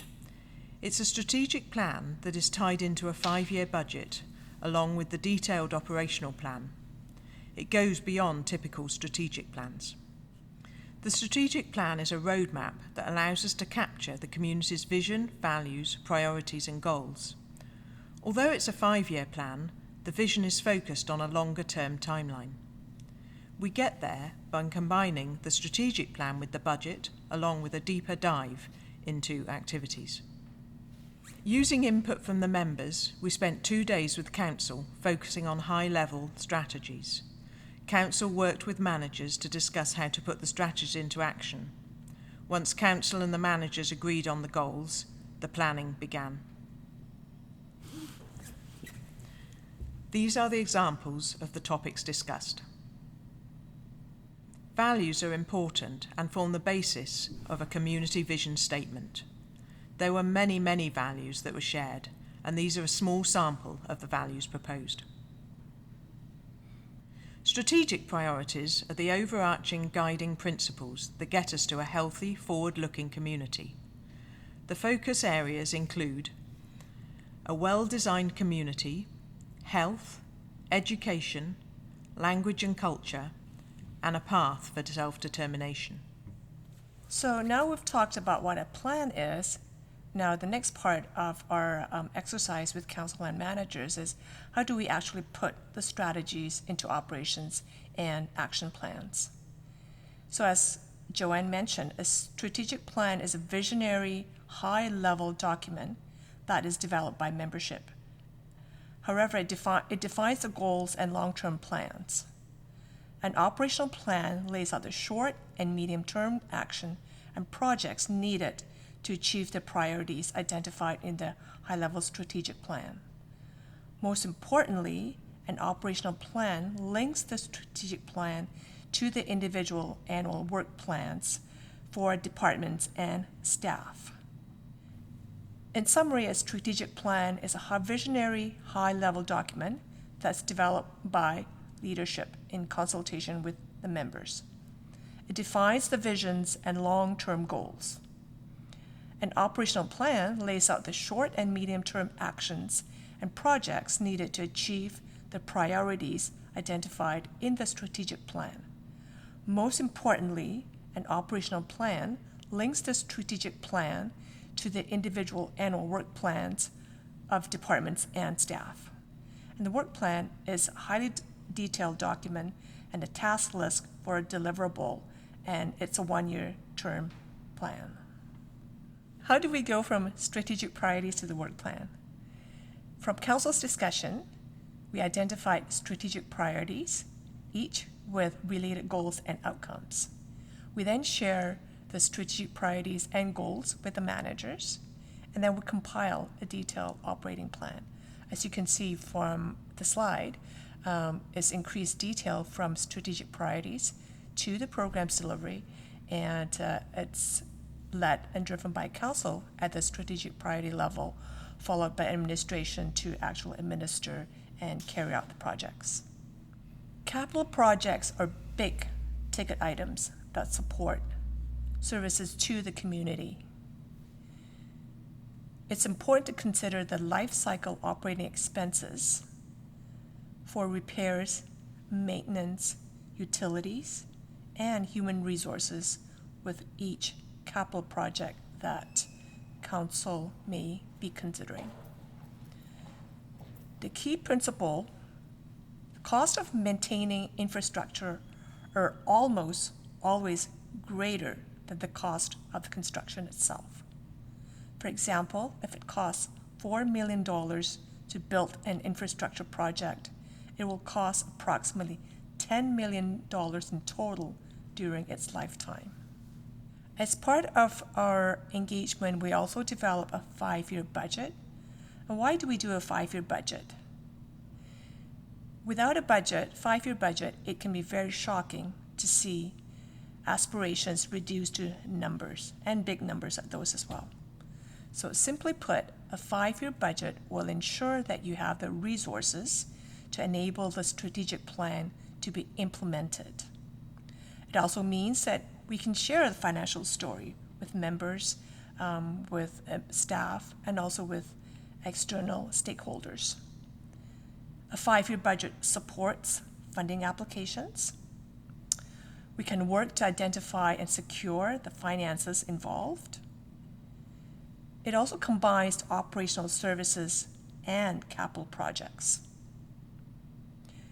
If you want to change plans, you have additional opportunities to do so, and you have a baseline to start your discussion. What are the next steps? This slide shows how do we get from strategic plan to a work plan that is actionable by administration. To date, we have completed the vision statement, values, and strategic priorities and goals, and now we're moving on to the more detailed operational and work plan. Most importantly, in the operational and work plan, there will be success measures and criteria, which measures how you achieve the goals that were set out in the strategic and operational work plan. The key driver to success is to have this strategy reviewed in the fall, ideally around September. This process is membership-led and the responsibility of council. Once the strategy has been reviewed, it is then transferred to administration, who will work on the detailed operational plan. Upon completion of the plan will be incorporated into the 5-year budgeting process, which is also the responsibility of administration. It's important to understand that the strategic planning process is an annual process. Let's not let the plan collect dust on the bookshelf. Thank you for watching. If you have any questions, please contact Lynn, the COO at the band office.